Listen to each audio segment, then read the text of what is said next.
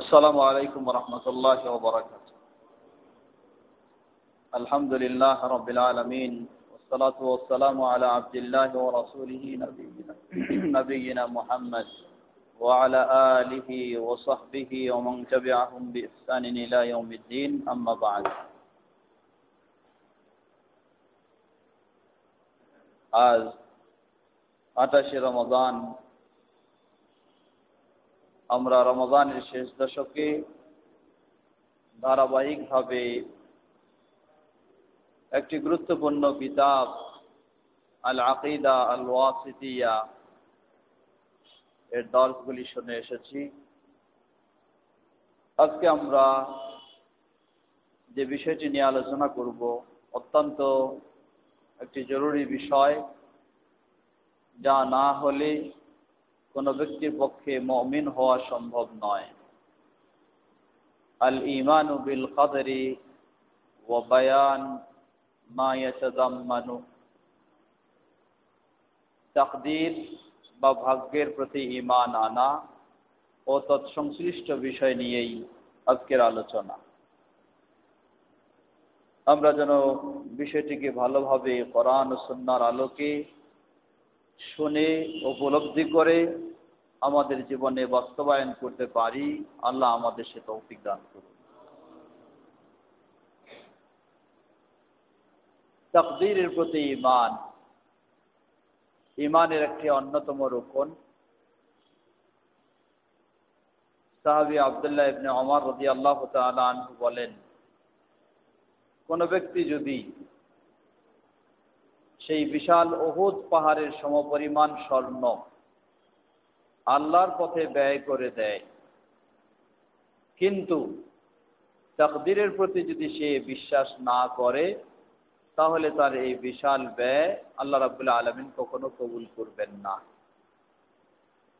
কারণ তাকদীরের প্রতি ঈমান না আনলে ঈমানদার হওয়া যায় না, আর ঈমানদার না হলে তার কোনো আমল আল্লাহ সুবহানাহু ওয়া তাআলার কাছেও কবুল হবে না, যত বড়ই বিশাল পরিমাণে হোক না কেন।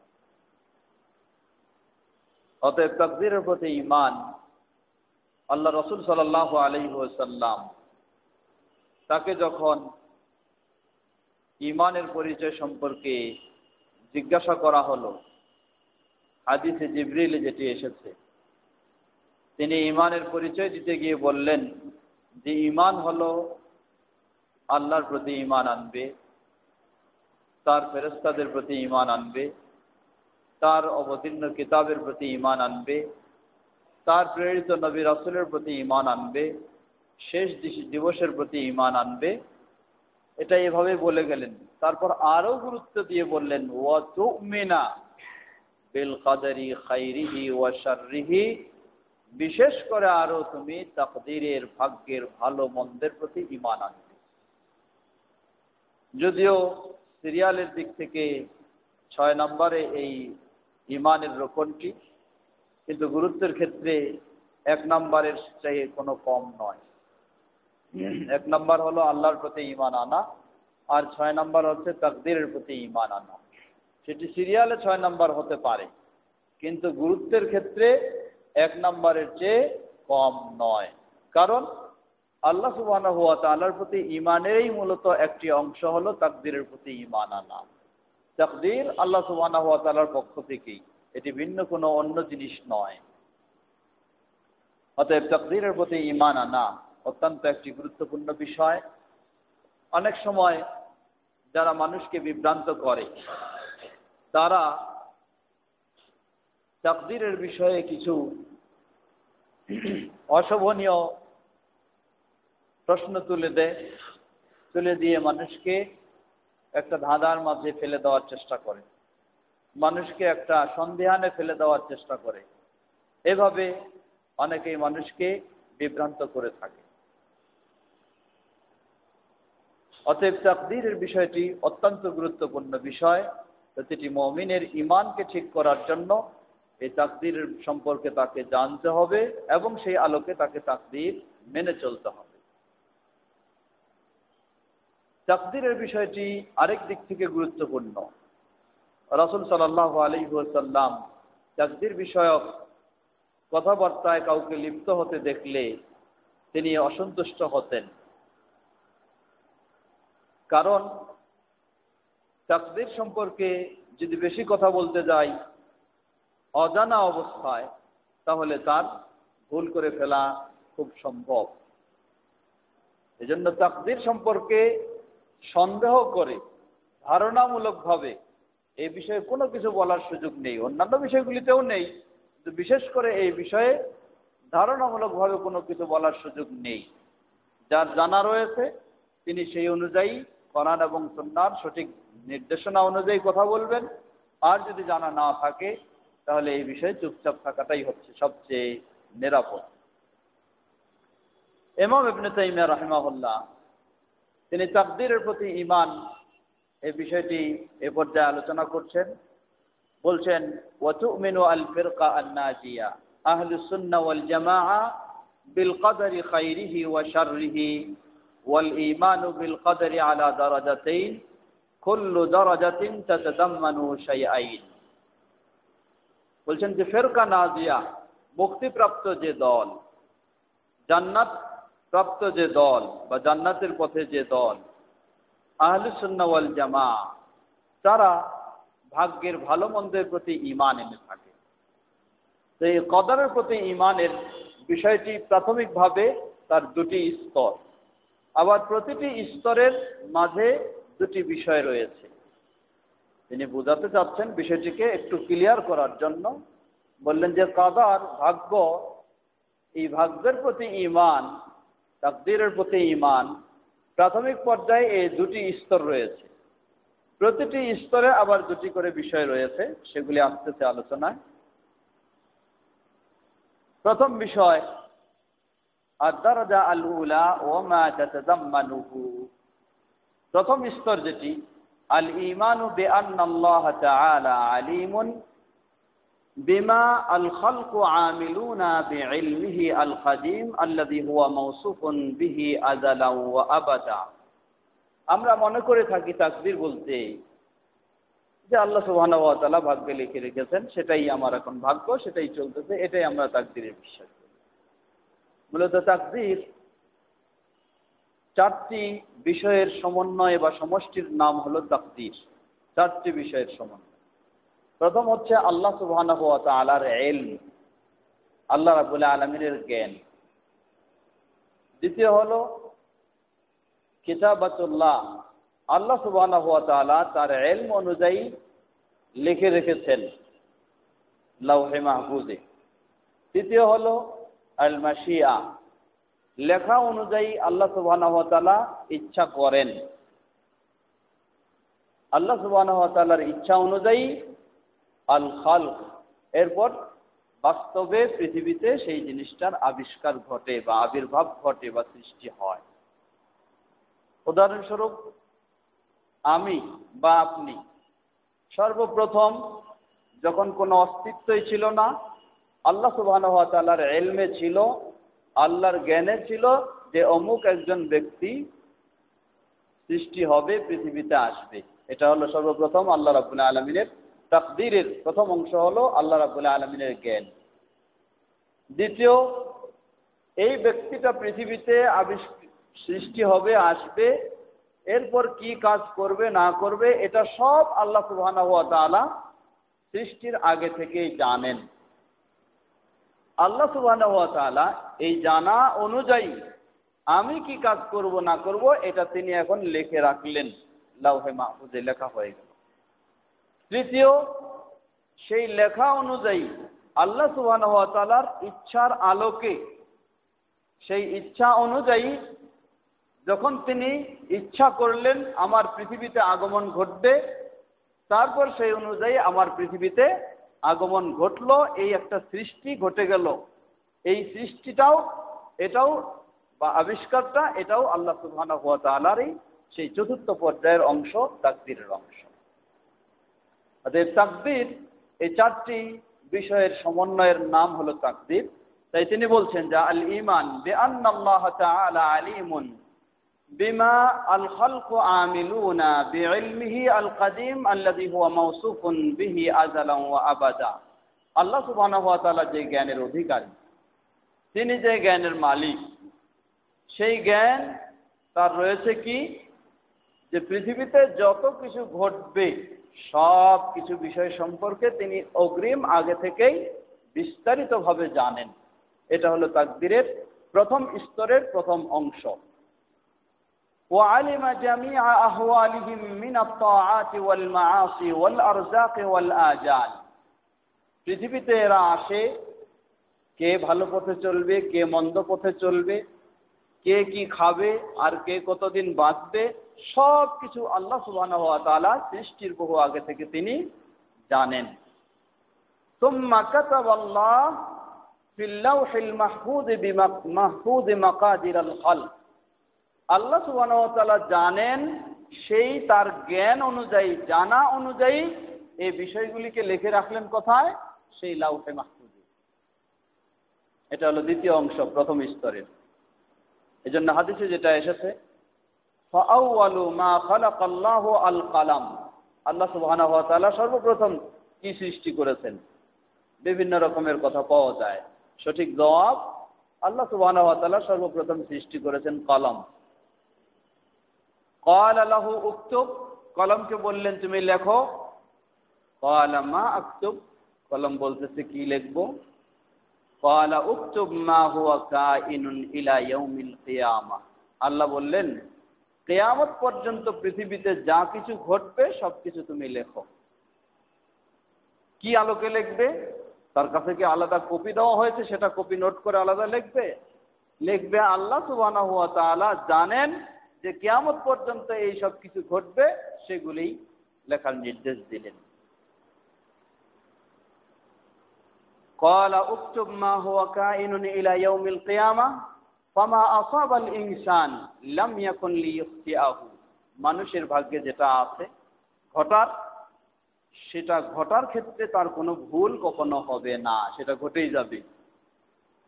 ওয়ামা আখতাহু লাম ইয়াকুন লিইউসিবাহ। আর মানুষ যেটা ভুল করে বসে, সেটা কখনো সঠিক হওয়ারও বিষয় ছিল না, ওটা ভুলই হবে।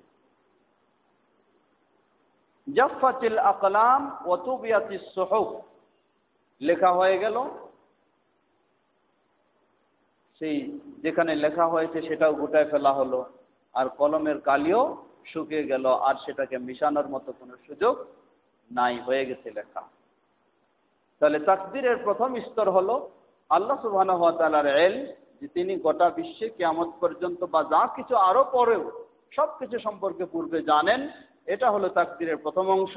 সেই জানা অনুযায়ী আল্লাহ সুবহানাহু ওয়া তাআলা এই বিষয়গুলিকে লিখে রেখেছেন। আমরা অনেক সময় মনে করি যে আমার ভাগ্যে আল্লাহ লিখে রাখছেন আমি বেনামাজি হব, বা আমি সুদখোর হব, বা আমি চোর হব। এটা আল্লাহ লিখে রাখছেন, তাই ঘটে গেছে, আমি তাই করেছি, এখন আমার কি অপরাধ? না, আল্লাহ সুবহানাহু ওয়া তাআলা লিখে রাখার মাধ্যমে আপনাকে এই কাজটা করতে বাধ্য করেননি। আল্লাহ সুবহানাহু ওয়া তাআলা জানেন যে আপনি এই কাজগুলি করবেন, সেগুলি আল্লাহ সুবহানাহু ওয়া তাআলা লিখে রেখেছেন, আর সেই অনুযায়ী এখন চলতেছে। আল্লাহ সুবহানাহু ওয়া তাআলা জানেন যে এই লোকটা এই অপকর্ম করবে, এই লোকটা এই ভালো কর্ম করবে, আর সেই আল্লাহ সুবহানাহু ওয়া তাআলার জানা অনুযায়ী এটা লিখে রেখেছে, আর সেই লেখার আলোকে এখন ঘটতেছে, চলতেছে। বিষয়টা এমন নয় যে আল্লাহ সুবহানাহু ওয়া তাআলা লিখে রেখে আমাকে বাধ্য করেছেন এটা করতে, বিষয়টা এমন নয়। আমি এটা কাজ করারই মানুষ ছিলাম, এটা আল্লাহ জানতেন, সেটাই আল্লাহ সুবহানাহু ওয়া তাআলা লিখে রেখেছেন, আর এরপর সেটা আল্লাহর ইচ্ছার আলোকে পৃথিবীতে সেটা ঘটতেছে। যেন অনেক সময় অনেকে কেউ বলে থাকে, কি বলে, যে বেনামাজি অথবা খারাপ কাজ করে বেড়াচ্ছে, বলে যে আমার ভাগ্যে তো এই খারাপ কাজ আছে, ছিল তাই আমি করছি, না থাকলে তো আমি করতাম না, এই বলে সে খারাপ করতেই থাকে। কেউ আবার দলিলও পেশ করে। কি দলিল? যেটি সহিহ বুখারীর হাদিস। আল্লাহ রাসূল সাল্লাল্লাহু আলাইহি ওয়াসাল্লাম বলেন, মুসা আলাইহিস সালাম এবং আদম আলাইহিস সালাম উভয়ের মাঝে কিছু কথা তর্ক হলো। কি তর্ক? মুসা আলাইহিস সালাম আদম আলাইহিস সালামকে বললেন, আপনি যদি এই অপরাধটা না করতেন তাহলে আমরা তো জান্নাতেই থাকতে পারতাম, পৃথিবীতে আসারও বিষয় ছিল না, ইত্যাদি ইত্যাদি। এই বলে আদম আলাইহিসসালামকে দোষারোপ করার চেষ্টা করলেন। আদম আলাইহিসসালাম বললেন, হে মুসা, তুমি কি জানো না তোমার কাছে তো তাওরাতও এসেছে, সে তাওরাতেই তো আল্লাহ সুবহানাহু ওয়া তাআলা উল্লেখ করেছেন যে কাতাবাল্লাহু মাকাদিরাল খালকি ক্বাবলা আন ইয়াখলুকা আস-সামাওয়াতি ওয়াল আরদ বি-50,000। আল্লাহ সুবহানাহু ওয়া তাআলা আসমান জমিন সৃষ্টি করার 50,000 বছর পূর্বেই এসব কিছু লিখে রেখেছেন। তাহলে তুমি আমাকে কেন দোষারোপ করতেছো? সেই লেখা অনুযায়ী আমার এটা ঘটে গেছে, অতএব আমার তো আর কোনো অপরাধ নাই, আমাকে কেন দোষারোপ করতেছো? মানুষ আদম আলাইহিসসালাম মুসা আলাইহিসসালামের কাছে তাওরাতের দলিল দিয়ে এ কথা বলে তিনি জয়লাভ করলেন, মানে তিনি মুসা আলাইহিসসালামকে হার মানালেন। এখন মানুষ কি করে, এই দলিল এই হাদিস থেকে, বুখারীর হাদিস থেকে দলিল দিতে চায় যে হাদিস বুখারীর হাদিসে আসছে, আল্লাহ রাসূল সাল্লাল্লাহু আলাইহি সাল্লাম বলেন আদম আলাইহিসসালাম তিনি এই ভুল করেছেন, অন্যায় করেছেন, সেটা তাকদীরে ছিল, তাই করেছেন, সেটা এই হিসেবে প্রমাণিত। অতএব আমিও বলবো যে আমার ভাগ্যে ভুল করার রয়েছে, বেনামাজি বিষয় রয়েছে, সুদ খাওয়ার বিষয় রয়েছে, অন্যায় অপকর্মের বিষয় আমার ভাগ্যে রয়েছে, সেই অনুযায়ী আল্লাহ 50,000 বছর আসমান জমিন সৃষ্টির আগে এটা লিখে রেখেছেন, সেই অনুযায়ী আমি এটা করতেছি, আমার অসুবিধা কোথায়? জবাব, এ কথাটির কিছুটা গ্রহণযোগ্য আর অধিকাংশই গ্রহণযোগ্য নয়। কিছুটা গ্রহণযোগ্য এই যে উনি স্বীকার করেছেন যে ওনার ভাগ্যে এটা লেখা আছে, এটা করবে, সেই অনুযায়ী হয়েছে বা হচ্ছে, এটা স্বীকার করেছেন, অসুবিধা নেই। কিন্তু বাকি অংশটুকু গ্রহণযোগ্য নয়। আদম আলাইহিসসালাম তিনি অপরাধ করেছেন, কিন্তু যখনই তিনি বুঝতে পারলেন তিনি অপরাধে লিপ্ত, তিনি আর কখনো অপরাধে অটল ছিলেন না। সাথে সাথে অপরাধ থেকে তিনি ফিরে এসে আল্লাহর কাছে তিনি সেই অপরাধটাকে কি করার, শুধরায় নেওয়ার জন্য আল্লাহর কাছে ক্ষমা চাইলেন, তওবা করলেন।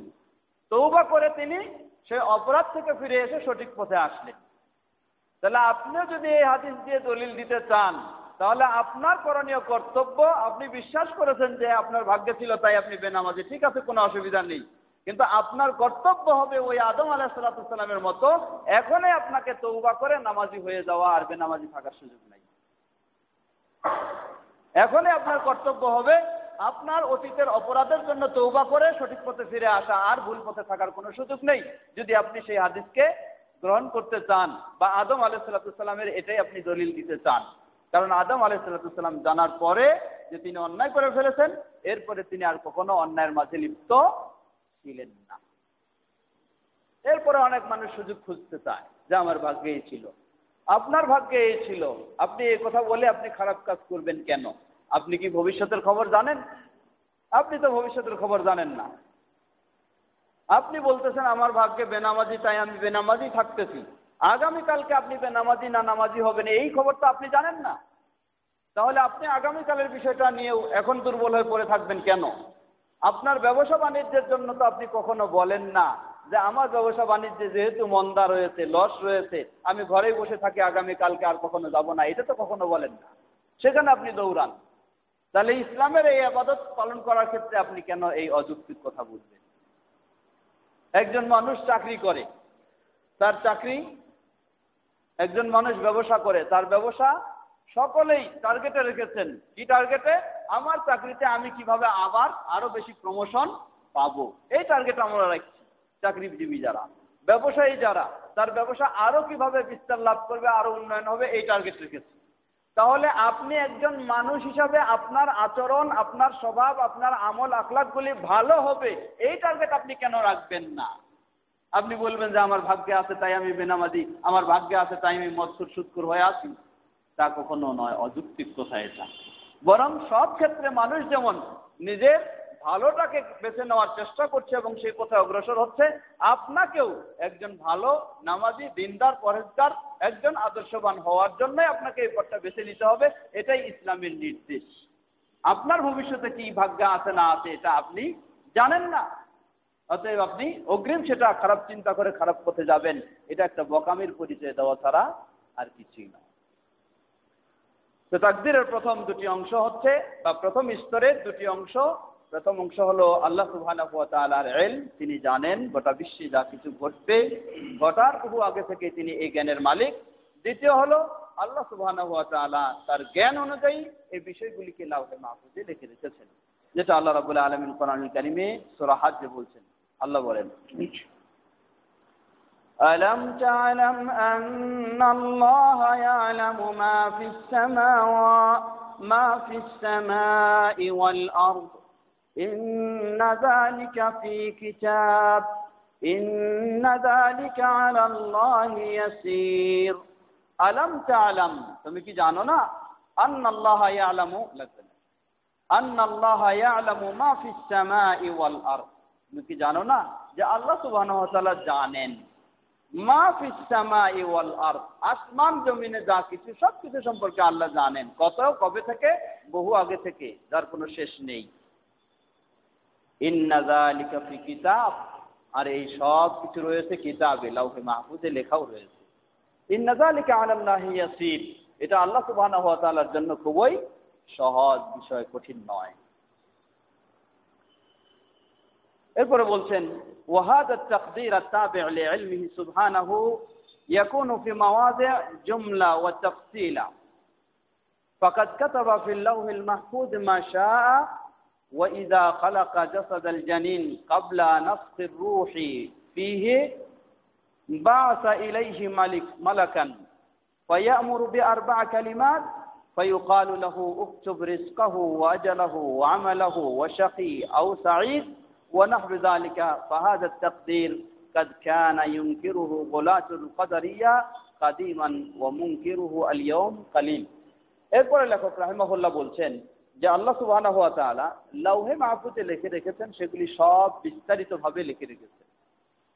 সেগুলি পৃথিবীতে বিভিন্ন মাখলুক সৃষ্টির সাথে সাথে আল্লাহ রাব্বুল আলামিন পর্যায়ক্রমে সেগুলিকে আবার একটু একটু করে সেগুলিকে আউট করেন, বা আরো তার পর্যায় হিসাবে সেটাকে লিপিবদ্ধ করেন।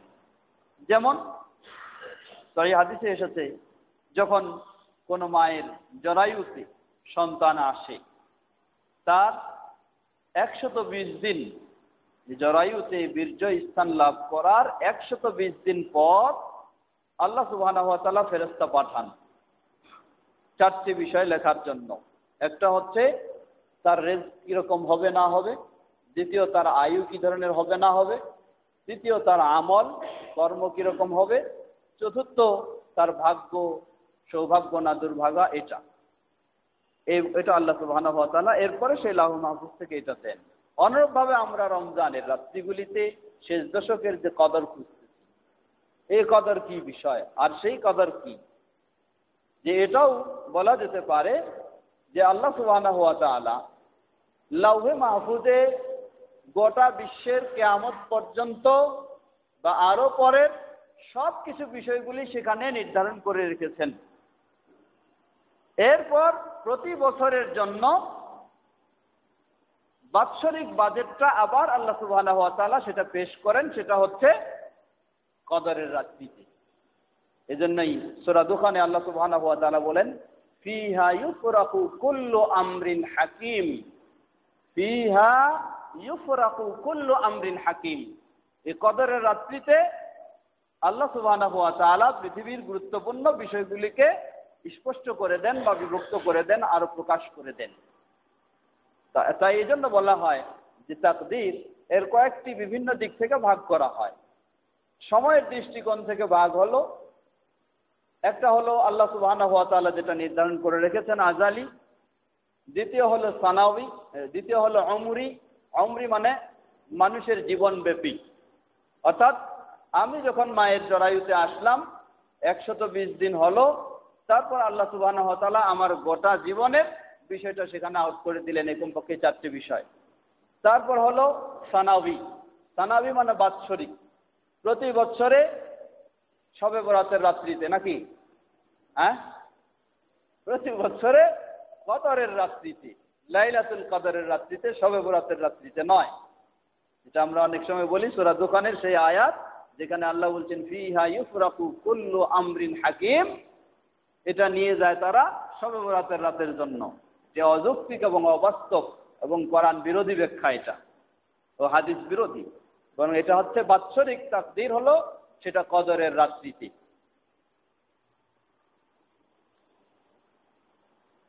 তাকদীরের এই প্রথম দুটি স্তর, যে আল্লাহ সুবহানাহু ওয়া তাআলার জ্ঞান, ইলম এবং আল্লাহ সুবহানাহু ওয়া তাআলার লিখে রাখা।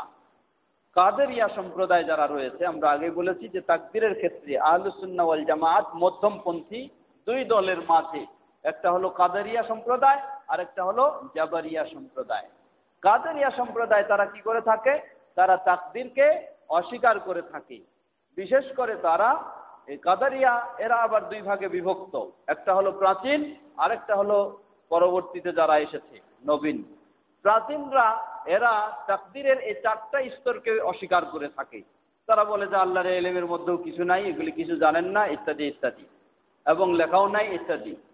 আর পরবর্তীতে যারা রয়েছে এরা শেষ দুটি অংশ যে রয়েছে সেই শেষ দুটি অংশকে তারা অস্বীকার করে থাকে। এরা মূলত মুতাজিলা। পরবর্তী দুটি কি অংশ? ওয়াদ-দারাজা আস-সানিয়া ওয়া মা তাতাযাম্মানুহু, তাকদীরের দ্বিতীয় স্তর যেটা, সেটি হচ্ছে ফাহিয়া মাশিয়াতুল্লাহি আন-নাফিযা ওয়া কুদরাতুহু আশ-শামিলা।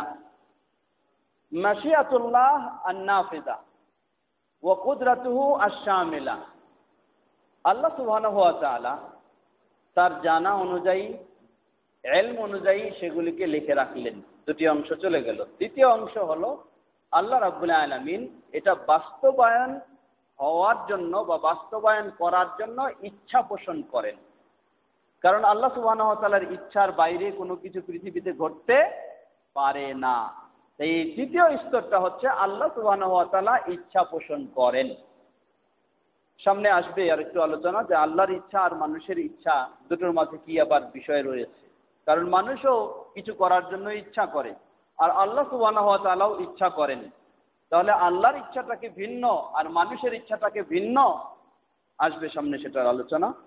এই তৃতীয় স্তর, তার দ্বিতীয় স্তরের তৃতীয় বিষয় যেটি, সেটি হলো মাশিয়াতুল্লাহ আন-নাফিযা। যেগুলি লেখা রয়েছে এগুলিকে পৃথিবীতে বাস্তবে রূপ দেওয়ার জন্য আল্লাহ সুবহানাহু ওয়া তাআলার ইচ্ছা পোষণ করা, সেগুলি ভালো হোক আর মন্দ হোক, সকল কিছু।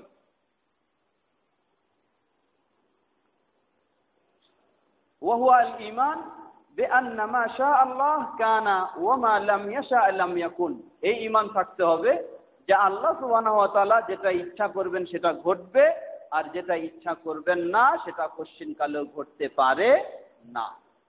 ওয়া আন্নাহু ফিস সামাওয়াতি ওয়া আন্নাহু মা ফিস সামাওয়াতি ওয়া মা ফিল আরদি মিন হারাকাতিন ওয়ালা সুকুনিন ইল্লা বিমাশিয়াতিল্লাহি সুবহানাহু ওয়া তাআলা। আর সমগ্র আসমান জমিনের মাঝে যা কিছু ঘটতেছে, নড়াচড়া হোক বা স্থির থাকা হোক, সব কিছু ইল্লা বিমাশিয়াতিল্লাহি সুবহানাহু ওয়া তাআলা, আল্লাহর ইচ্ছার বাইরে কোনোটাই নেই। সব কিছু, ভালো মন্দ যত কিছু, কিছু হচ্ছে হয় না, সব কিছু আল্লাহর ইচ্ছায়। লা ইয়াকুনু ফি মুলকিহি মা লা ইউরিদ। গোটা বিশ্বকার, গোটা বিশ্ব হলো আল্লাহ সুবহানাহু ওয়া তাআলা। অতএব এই গোটা বিশ্বে আল্লাহ সুবহানাহু ওয়া তাআলা যা চান না সেটা কখনো হতে পারে না, আর আল্লাহ সুবহানাহু ওয়া তাআলা যেটা চান সেটাই এর মাঝে হতে পারে। ওয়া আন্নাহু সুবহানাহু আলা কুল্লি শাইইন কাদির মিনাল মাওজুদাতি ওয়াল মা'দুমাত। আল্লাহ সুবহানাহু ওয়া তাআলা সকল বিষয়ে ক্ষমতাশীল। যে বিষয়ে অসম্ভব সেটাও তার পক্ষে সম্ভব, আর যেটা সম্ভব সেটা তো সম্ভবই। ফামা মিন মাখলুকিন ফিল আরদি ওয়ালা ফিস সামা ইল্লাল্লাহ খালিকুহু। আসমান জমিনের মাঝে যা কিছু রয়েছে সব কিছুর স্রষ্টা হলেন কে? আল্লাহ সুবহানাহু ওয়া তাআলা। ভালো করে খেয়াল করবেন, সহজে বলে ফেললেন যে সব কিছুর স্রষ্টা আল্লাহ। এখনো যদি বলি আপনাদেরকে যে একজন মানুষ চুরি করতেছে, একজন মদ খাচ্ছে, এটারও স্রষ্টা কি আল্লাহ? তখন তো কি বলবেন? তখন থেমে যাবেন। একটু চিন্তা করার বিষয়। আসমান জমিনে যা কিছু ঘটতেছে প্রথম বিষয় হলো আল্লাহ সুবহানাহু ওয়া তাআলার ইচ্ছার বাইরে নয়, সবকিছু আল্লাহর ইচ্ছার অধীনে, আল্লাহর ইচ্ছা ছাড়া হতে পারে না। এই ইচ্ছার বিষয়টা আমরা আগে ব্যাখ্যা করেছি যে আল্লাহ সুবহানাহু ওয়া তাআলার ইচ্ছাটা হলো দুই ভাগে বিভক্ত। একটা হলো এরাদা কাউনিয়া, গোটা বিশ্বের জাগতিক একটা ইচ্ছা। এই গোটা জগৎকে আল্লাহ সুবহানাহু ওয়া তাআলা সৃষ্টি করেছেন, এই ধরনের একটা সৃষ্টিগত একটা ইচ্ছা আল্লাহ রাব্বুল আলামিনের, কাউনিয়া কাদারিয়া যেটাকে বলা হয়। এই ইচ্ছার মাঝে দুই ধরনের বিষয় রয়েছে। কতগুলি রয়েছে আল্লাহ পছন্দ করেন এবং সেগুলির নির্দেশ দেন, আর কতগুলি রয়েছে আল্লাহ পছন্দ করেন না এবং সেগুলি করারও নির্দেশ দেন না। কিন্তু আল্লাহ সুবহানাহু ওয়া তাআলার ইচ্ছা অন্য কারোর ইচ্ছা বলা যাবে না। যদি অন্যের ইচ্ছায় বলি তাহলে এগুলির রব অন্য কাউকে আর একজন আছে বলে মেনে নিতে হবে। অতএব পৃথিবীতে যদি খারাপ কাজও ঘটে সেটাও আল্লাহ সুবহানাহু ওয়া তাআলার ইচ্ছা, আপনাকে বলতেই হবে, মানতেই হবে। কিন্তু পার্থক্য হলো এই, আল্লাহ সুবহানাহু ওয়া তাআলা এই খারাপ কাজটাকে পছন্দ করেন না এবং এটা থেকে বিরত থাকার জন্য তিনি আরো নির্দেশ দিয়েছেন। দ্বিতীয় প্রকার ইচ্ছা হলো এরাদা শারঈয়া, শরীয়তগত দিক থেকে আল্লাহ রাব্বুল আলামিনের যেগুলি ইচ্ছা, এই শরীয়তগত দিক দিয়ে আল্লাহর যেটা ইচ্ছা সবটাই আল্লাহ সুবহানাহু ওয়া তাআলা পছন্দ করেন এবং পালন করার জন্য নির্দেশ দেন। অর্থাৎ শরীয়তের যত ভালো কাজ রয়েছে ইসলামের সবগুলি আল্লাহর ইচ্ছায়, আল্লাহ এটা ইচ্ছা করেন এবং পছন্দ করেন এবং এটা পালন করার জন্য মানুষকে নির্দেশ দিয়েছেন। এটা হলো ইচ্ছার বিষয়। আরো আসবে ইচ্ছার বিষয় নিয়ে আলোচনা। চতুর্থ পয়েন্ট হলো তাকদীরের, সেটা হলো আল খালক। পৃথিবীতে যা কিছু সৃষ্টি হচ্ছে সব কিছুর স্রষ্টা হলেন কে? একমাত্র আল্লাহ সুবহানাহু ওয়া তাআলা। অন্য কাউকে স্রষ্টা বলে মনে করা যাবে না। আল্লাহ রাসূল সাল্লাল্লাহু আলাইহি সাল্লাম বলেন, আল কাদারিয়া মাজুসু হাযিহি আল উম্মাহ। যারা কাদারিয়া এই দলটি, এরা হলো এই উম্মতের জন্য কি?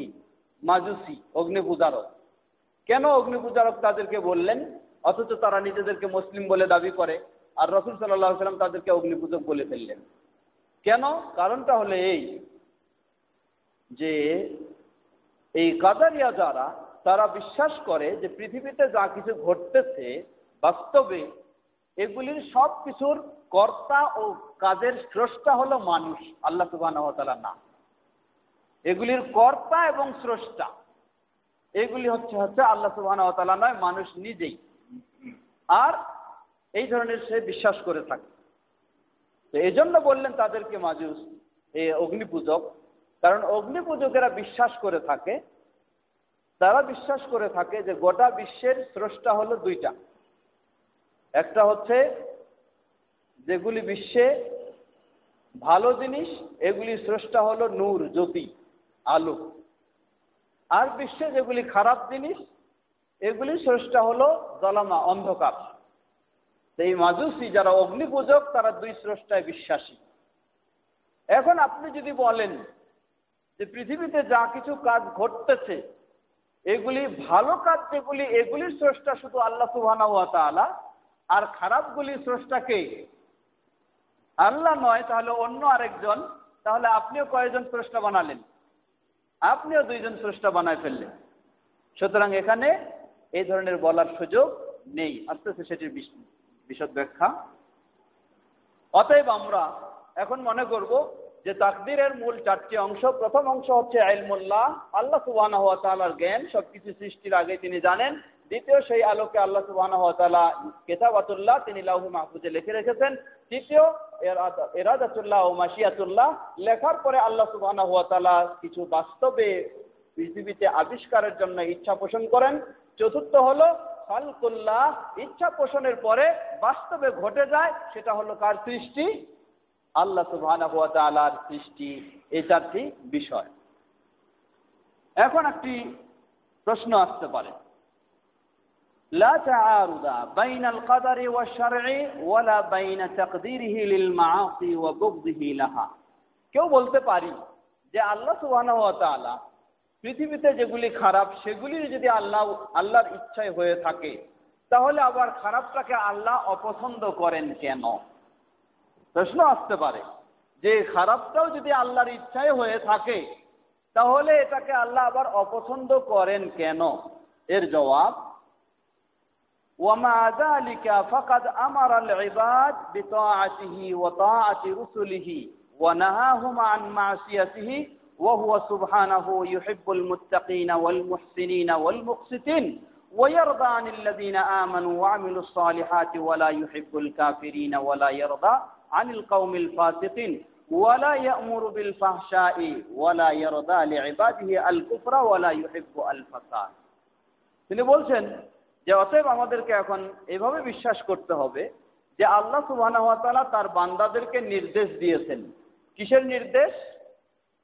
আল্লাহর আনুগত্য করা, তার প্রেরিত নবী রাসূলদের আনুগত্য করা, এবং আল্লাহ নিষেধ করেছেন আল্লাহর অবাধ্য হওয়া ও রাসূলদের অবাধ্য হওয়া থেকে। এরপরে আল্লাহ সুবহানাহু ওয়া তাআলা পছন্দ করেন কাদেরকে, ভালোবাসেন মুত্তাকিন যারা তাদেরকে, সৎকর্মশীল যারা তাদেরকে, ন্যায়নিষ্ঠাবান তাদেরকে, এবং যারা আরো এদের মধ্যে কি করেছে, ঈমান এনেছে, সৎকর্ম করেছে, আল্লাহ সুবহানাহু ওয়া তাআলা তাদেরকে ভালোবাসেন। ওয়ালা ইউহিব্বুল কাফিরিন ওয়ালা ইয়ারদা আনিল কওমিল ফাসিকিন, আর কাফেরদেরকে আল্লাহ সুবহানাহু ওয়া তাআলা কখনো পছন্দ করেন না এবং তাদের বিষয়গুলি নিয়ে কখনো সন্তুষ্ট হন না। কেন? ওয়ালা ইয়ামুরু বিল ফাহশাই ওয়ালা ইয়ারদা লিইবাদিহি আল কুফরা ওয়ালা ইউহিব্বু আল ফাসাদ। আল্লাহ সুবহানাহু ওয়া তাআলা কখনো মানুষকে কুফরি কাজ করার নির্দেশ দেননি, কখনো অশ্লীল অন্যায় অপকর্ম করারও নির্দেশ দেননি। সুতরাং এটা আল্লাহ রাব্বুল আলামিনের কাছে কি হবে? যে করবে সে অপছন্দনীয়, অপ্রিয় অবশ্যই হবে। এরপরে আরো বলছেন বিশেষ করে সৃষ্টির বিষয়টা নিয়ে, ওয়ালা তুনাফি বাইনা ইসবাতিল কদরি ওয়া ইসনাদিহি আফআল ইবাদি ইলাইহিম হাকীকাতান ওয়া আন্নাহুম ইয়াফআলুনাহা বিইখতিয়ারিহিম। যে কথাটি আগে বলছিলাম, মানুষ কাজ করতেছে, আমি ধরে নেন পড়তেছি বা পড়াশোনাইতেছি আপনাদেরকে, এই কাজটা কে করতেছে? এই কাজটা করতেছি আমি নিজে, আমি বান্দা, আমি এই কাজটা করতেছি। কিন্তু এই কাজটার স্রষ্টা কে? যখন এই প্রশ্ন আসবে তখন জবাব হলো এই কাজটার স্রষ্টা হলেন আল্লাহ সুবহানাহু ওয়া তাআলা। আমি হাত দিয়ে করতেছি বা সরাসরি মুখ দিয়ে বলতেছি, কিন্তু সবগুলির স্রষ্টা হলেন আল্লাহ সুবহানাহু ওয়া তাআলা। যেমন আল্লাহ রাব্বুল আলামিন বলেন, ওয়াল্লাহু খালাকাকুম ওয়া মা তা'মালুন, ওয়াল্লাহু খালাকাকুম ওয়া মা তা'মালুন। আল্লাহ সুবহানাহু ওয়া তাআলা তোমাদেরকে সৃষ্টি করেছেন, ওয়া মা তা'মালুন, এবং তোমরা যা কিছু করো সবকিছু সৃষ্টি করেছেন কে? আল্লাহ সুবহানাহু ওয়া তাআলা। এর একটা দৃষ্টান্ত বা উদাহরণ দিতে গিয়ে আমরা বলতে পারি, যেমন মনে করেন আপনি একটা বড় ধরনের কারখানা চালু করলেন, এই কারখানায় আপনি অনেকগুলি কর্মচারীও নিয়োগ দিলেন, হয়তো কাপড়ের কারখানা হোক বা জুতার কারখানা হোক বা আরো কিছুই হোক। তো সরাসরি সেখানে জুতা কে বানাচ্ছে? যে কর্মচারী, সেই তো জুতা বানাচ্ছে, কি বলেন তাই না? সরাসরি সে জুতা বানাচ্ছে। কিন্তু মানুষ যদি বলে যে এটা কার প্রোডাক্ট, এটা এই উৎপাদনটা কার, যে জুতা বানালো হাত দিয়ে, তার না? বলবে যে কারখানার মালিক তার। সকলে বলবে কি যে এটার উৎপাদন করছে কে? এই উৎপাদন করছে যে কারখানার মালিক, সে হলো উৎপাদনকারী। কিন্তু বাস্তবে ভিতরে গিয়ে দেখা যায় কি? দেখা যায় যে কর্মচারীরা তারা হাত দিয়ে এটা বানাচ্ছে। এটা একটা জাস্ট উদাহরণ যে আল্লাহ সুবহানাহু ওয়া তাআলা গোটা বিশ্বের স্রষ্টা, এর মাঝে তিনি মাখলুক মানুষকে সৃষ্টি করেছেন, আর মানুষেরা প্রতিটি কাজ, তাদের কাজগুলি তারা নিজেরা সরাসরি এটা করতেছে, কিন্তু প্রকৃতপক্ষে যেমনই ভাবে ওই কারখানার মূল মালিক যিনি, তিনি হলেন সবকিছুর উৎপাদনকারী, ঠিক অনুরূপভাবে আল্লাহ সুবহানাহু ওয়া তাআলা গোটা বিশ্বের মালিক, আমার কাজের মালিক। সুতরাং সবকিছুর স্রষ্টা হবেন কে? আল্লাহ সুবহানাহু ওয়া তাআলা। এখন যদি ভালো হয় তবু বলতে হবে স্রষ্টা আল্লাহ, খারাপ যদি হয় তবু বলতে হবে স্রষ্টা আল্লাহ, অন্য কেউ বলার সুযোগ নেই। অন্য যদি বলি যে খারাপটার জন্য স্রষ্টা আরেকজন, তাহলে আমি কি হয়ে যাব? আমি মুশরিক হয়ে যাব। তখন আমি তাওহীদের উপর, ঈমানের উপর থাকতে পারবো না। এই জন্য সবকিছু মনে করতে হবে যে সবকিছুর স্রষ্টা হলেন আল্লাহ সুবহানাহু ওয়া তাআলা। আমি যা কিছু করতেছি সেগুলিরই স্রষ্টা হলেন আল্লাহ সুবহানাহু ওয়া তাআলা, যদি আমি বাস্তবে করতেছি। লেখক বলতেছেন রাহিমাহুল্লাহ, ওয়াল ইবাদু ফাইলুনা হাকিকাতান ওয়াল্লাহু খালিকু আফআলিহিম। বান্দা বাস্তবে বান্দা হলো এই কাজগুলি করতেছে, কিন্তু আল্লাহ সুবহানাহু ওয়া তাআলা হলেন তার এই সব কিছুর স্রষ্টা। ওয়াল আবদু হুয়াল মুমিনু ওয়াল কাফিরু ওয়াল বাররু ওয়াল ফাজিরু ওয়াল মুসাল্লি ওয়াস সাইমু ওয়ালিল ইবাদি কুদরাতুন আলা আমালিহিম ওয়া লাহুম ইরাদাতুন ওয়াল্লাহু খালিকুহুম ওয়া খালিকু কুদরাতিহিম ওয়া ইরাদাতিহিম। এখন একটা বিষয়, আল্লাহ বলছেন যে মানুষ, এর মাঝে কাফেরও রয়েছে, মুমিনও রয়েছে, নামাজিও রয়েছে, বেনামাজিও রয়েছে, সকল প্রকারের বান্দা রয়েছে। এই বান্দা তারা যে কাজগুলি করতেছে, এই কাজগুলি করার ক্ষেত্রে তাদের কোনো ক্ষমতা নাই? ক্ষমতা আছে কি না? আমি এই মসজিদের খতিব, খুতবা দিই, খুতবা দেওয়ার ক্ষমতা আমার আছে কি না? ক্ষমতা বলতে এটা বাস্তবায়ন করার যোগ্যতা, এটা আমার আছে কি না? তা তো আছে। যে মসজিদ কমিটির পরিচালনা করছেন সেটা আছে। আবার তাহলে যদি মানুষের আমার এগুলি করার ক্ষমতা আছে, আমি এখন পড়তেছি বা আপনাদেরকে শুনাইতেছি, এটার ক্ষমতা তো এটুকু তো আমার আছে। আল্লাহ আমাকে এই ক্ষমতা দিয়েছেন, কিন্তু প্রকৃতপক্ষে এই ক্ষমতারও মালিক কি? আল্লাহ। আল্লাহ আমাকে দিয়েছেন ঠিকই, কিন্তু আমার এই ক্ষমতাটুকু আল্লাহর ক্ষমতার বাইরে নয়। আমার ইচ্ছা, কিছু ইচ্ছা শক্তি আল্লাহ সুবহানাহু ওয়া তাআলা দিয়েছেন। আমি ইচ্ছা করলে কি করতে পারি? আরো কিছুক্ষণ আমাদের এই দল চালু রাখতে পারি, আবার ইচ্ছা করলে কি ওখানে বন্ধ করে দিতে পারি। এটা আল্লাহ আমাকে ইচ্ছা শক্তি দিয়েছেন। আপনাদেরকে আল্লাহ ইচ্ছা শক্তি দিয়েছেন, ইচ্ছা করলে আপনারা শেষ পর্যন্ত বসে থাকতে পারেন, আবার ইচ্ছা করলে কি করতে পারেন? উঠে চলে যেতে পারেন। তাহলে বোঝা যাচ্ছে যে বান্দাকেও আল্লাহ কিছু ক্ষমতা দিয়েছেন এবং কিছু ইচ্ছা দিয়েছেন, কিন্তু বান্দার এই ক্ষমতা ও ইচ্ছা সবগুলি আল্লাহ সুবহানাহু ওয়া তাআলার ক্ষমতার অধীনে, আল্লাহর ক্ষমতার বাইরে নয়। সব ইচ্ছা আল্লাহ সুবহানাহু ওয়া তাআলার ইচ্ছার অধীনে, আল্লাহর ইচ্ছার বাইরে নয়। এজন্য আল্লাহ সুবহানাহু ওয়া তাআলা বললেন, লিমান শাআ মিনকুম আইয়াস্তাকিম ওয়া মা তাশাউনা ইল্লা আন ইয়াশা আল্লাহু রাব্বুল আলামিন। তোমরা যাই কিছু চাও না কেন, ইচ্ছা করো না কেন, আল্লাহ সুবহানাহু ওয়া তাআলা রাব্বুল আলামিন যদি ইচ্ছা না করেন তাহলে কিছু হওয়ার সুযোগ নাই। তাহলে আবার এটা বলা যাবে না যে রাব্বুল আলামিনের ইচ্ছা না হলে কোনো কিছু ইচ্ছা করার সুযোগ নাই, এর মানে আমার তাহলে ইচ্ছাহীন হয়ে গেছি, আমার কোনো ইচ্ছা শক্তি নাই, তা বলা যাবে না। বাস্তবে আপনি কি পাচ্ছেন? কিছু ইচ্ছা শক্তি আপনি পেয়েছেন, যে আপনার ইচ্ছা হলে বসতে পারেন, ইচ্ছা হলে যেতে পারেন, আপনি বাস্তবে ইচ্ছা শক্তি পেয়েছেন। কিন্তু মনে করতে হবে যে এই ইচ্ছা শক্তির স্বয়ং সম্পূর্ণ মালিক আপনি না, এটা আল্লাহ সুবহানাহু ওয়া তাআলার ইচ্ছার অবিকলে যখন বা আল্লাহর ইচ্ছার অনুযায়ী যখন হয়ে আসবে তখন এটা বাস্তবায়ন হচ্ছে, আর আল্লাহর ইচ্ছার অনুযায়ী যখন হবে না তখন এটা বাস্তবায়ন সম্ভব হবে না। وهذه الدرجة من القدر يكذب بها عامة القدرية الذين سماهم النبي صلى الله عليه وسلم مجوس هذه الأمة ويغلو فيها قوم। এরপরে বলতেছেন যে এক শ্রেণী যারা কাদারিয়া, তারা এগুলিকে অস্বীকার করেছে যে আল্লাহর সৃষ্টি বলতে এগুলি নয়, আল্লাহর কাজ বলতে এগুলি নয়, এগুলি মানুষ নিজে নিজের কাজ করতেছে, নিজে নিজের কাজের সে স্রষ্টা। আবার আরেক শ্রেণী তারা বাড়াবাড়ি করেছে। তারা কারা? যারা হচ্ছে জাবারিয়া। সেই জাবারিয়া তারা মনে করে যে না, মানুষের, এরা মনে করে যে সবকিছুই আল্লাহর তাকদীর বলতে কিছু নেই, সবকিছু মানুষের। আর জাবারিয়ারা তাদের বিপরীত, তারা বলে যে না, মানুষের কিছু নেই, সবকিছু আল্লাহর, আল্লাহ যেমনে চালায় তেমনি চলতেছে, মানুষের কিছু নেই। দুটোই হলো, আমরা বলবো যে দুটোই বাড়াবাড়ি, একটাও সঠিক নয়। বরং সঠিক ও মধ্যমপন্থী হচ্ছে মানুষ বিশ্বাস করবে আল্লাহর তাকদীরের কথা এবং সেটাকে মেনে নেবে, আবার নিজেরও কিছু ইচ্ছা স্বাধীনতা শক্তি রয়েছে, সেটাও সে বাস্তবে পাচ্ছে বা এটাই স্বীকার করবে। এটাই হচ্ছে সঠিক পন্থা। আল্লাহু তাআলা আলাম। কাদেরের বিষয়টি অত্যন্ত জটিল বিষয়, আরো অনেক ব্যাপক আলোচনার প্রয়োজন রয়েছে, কিন্তু আমাদের হাতে সময় খুব সংক্ষিপ্ত, তাই এই বিষয়ে আমরা দীর্ঘ কথা বলতে পারছি না। এই পর্যায়ে এটুকু শেষ করলাম। আমরা যেন সঠিকভাবে তাকদীরের বিষয়গুলি ভালোভাবে জেনে সেই অনুযায়ী আমল করতে পারি। আল্লাহ আমাদের সকলকে সে তৌফিক দান করুন।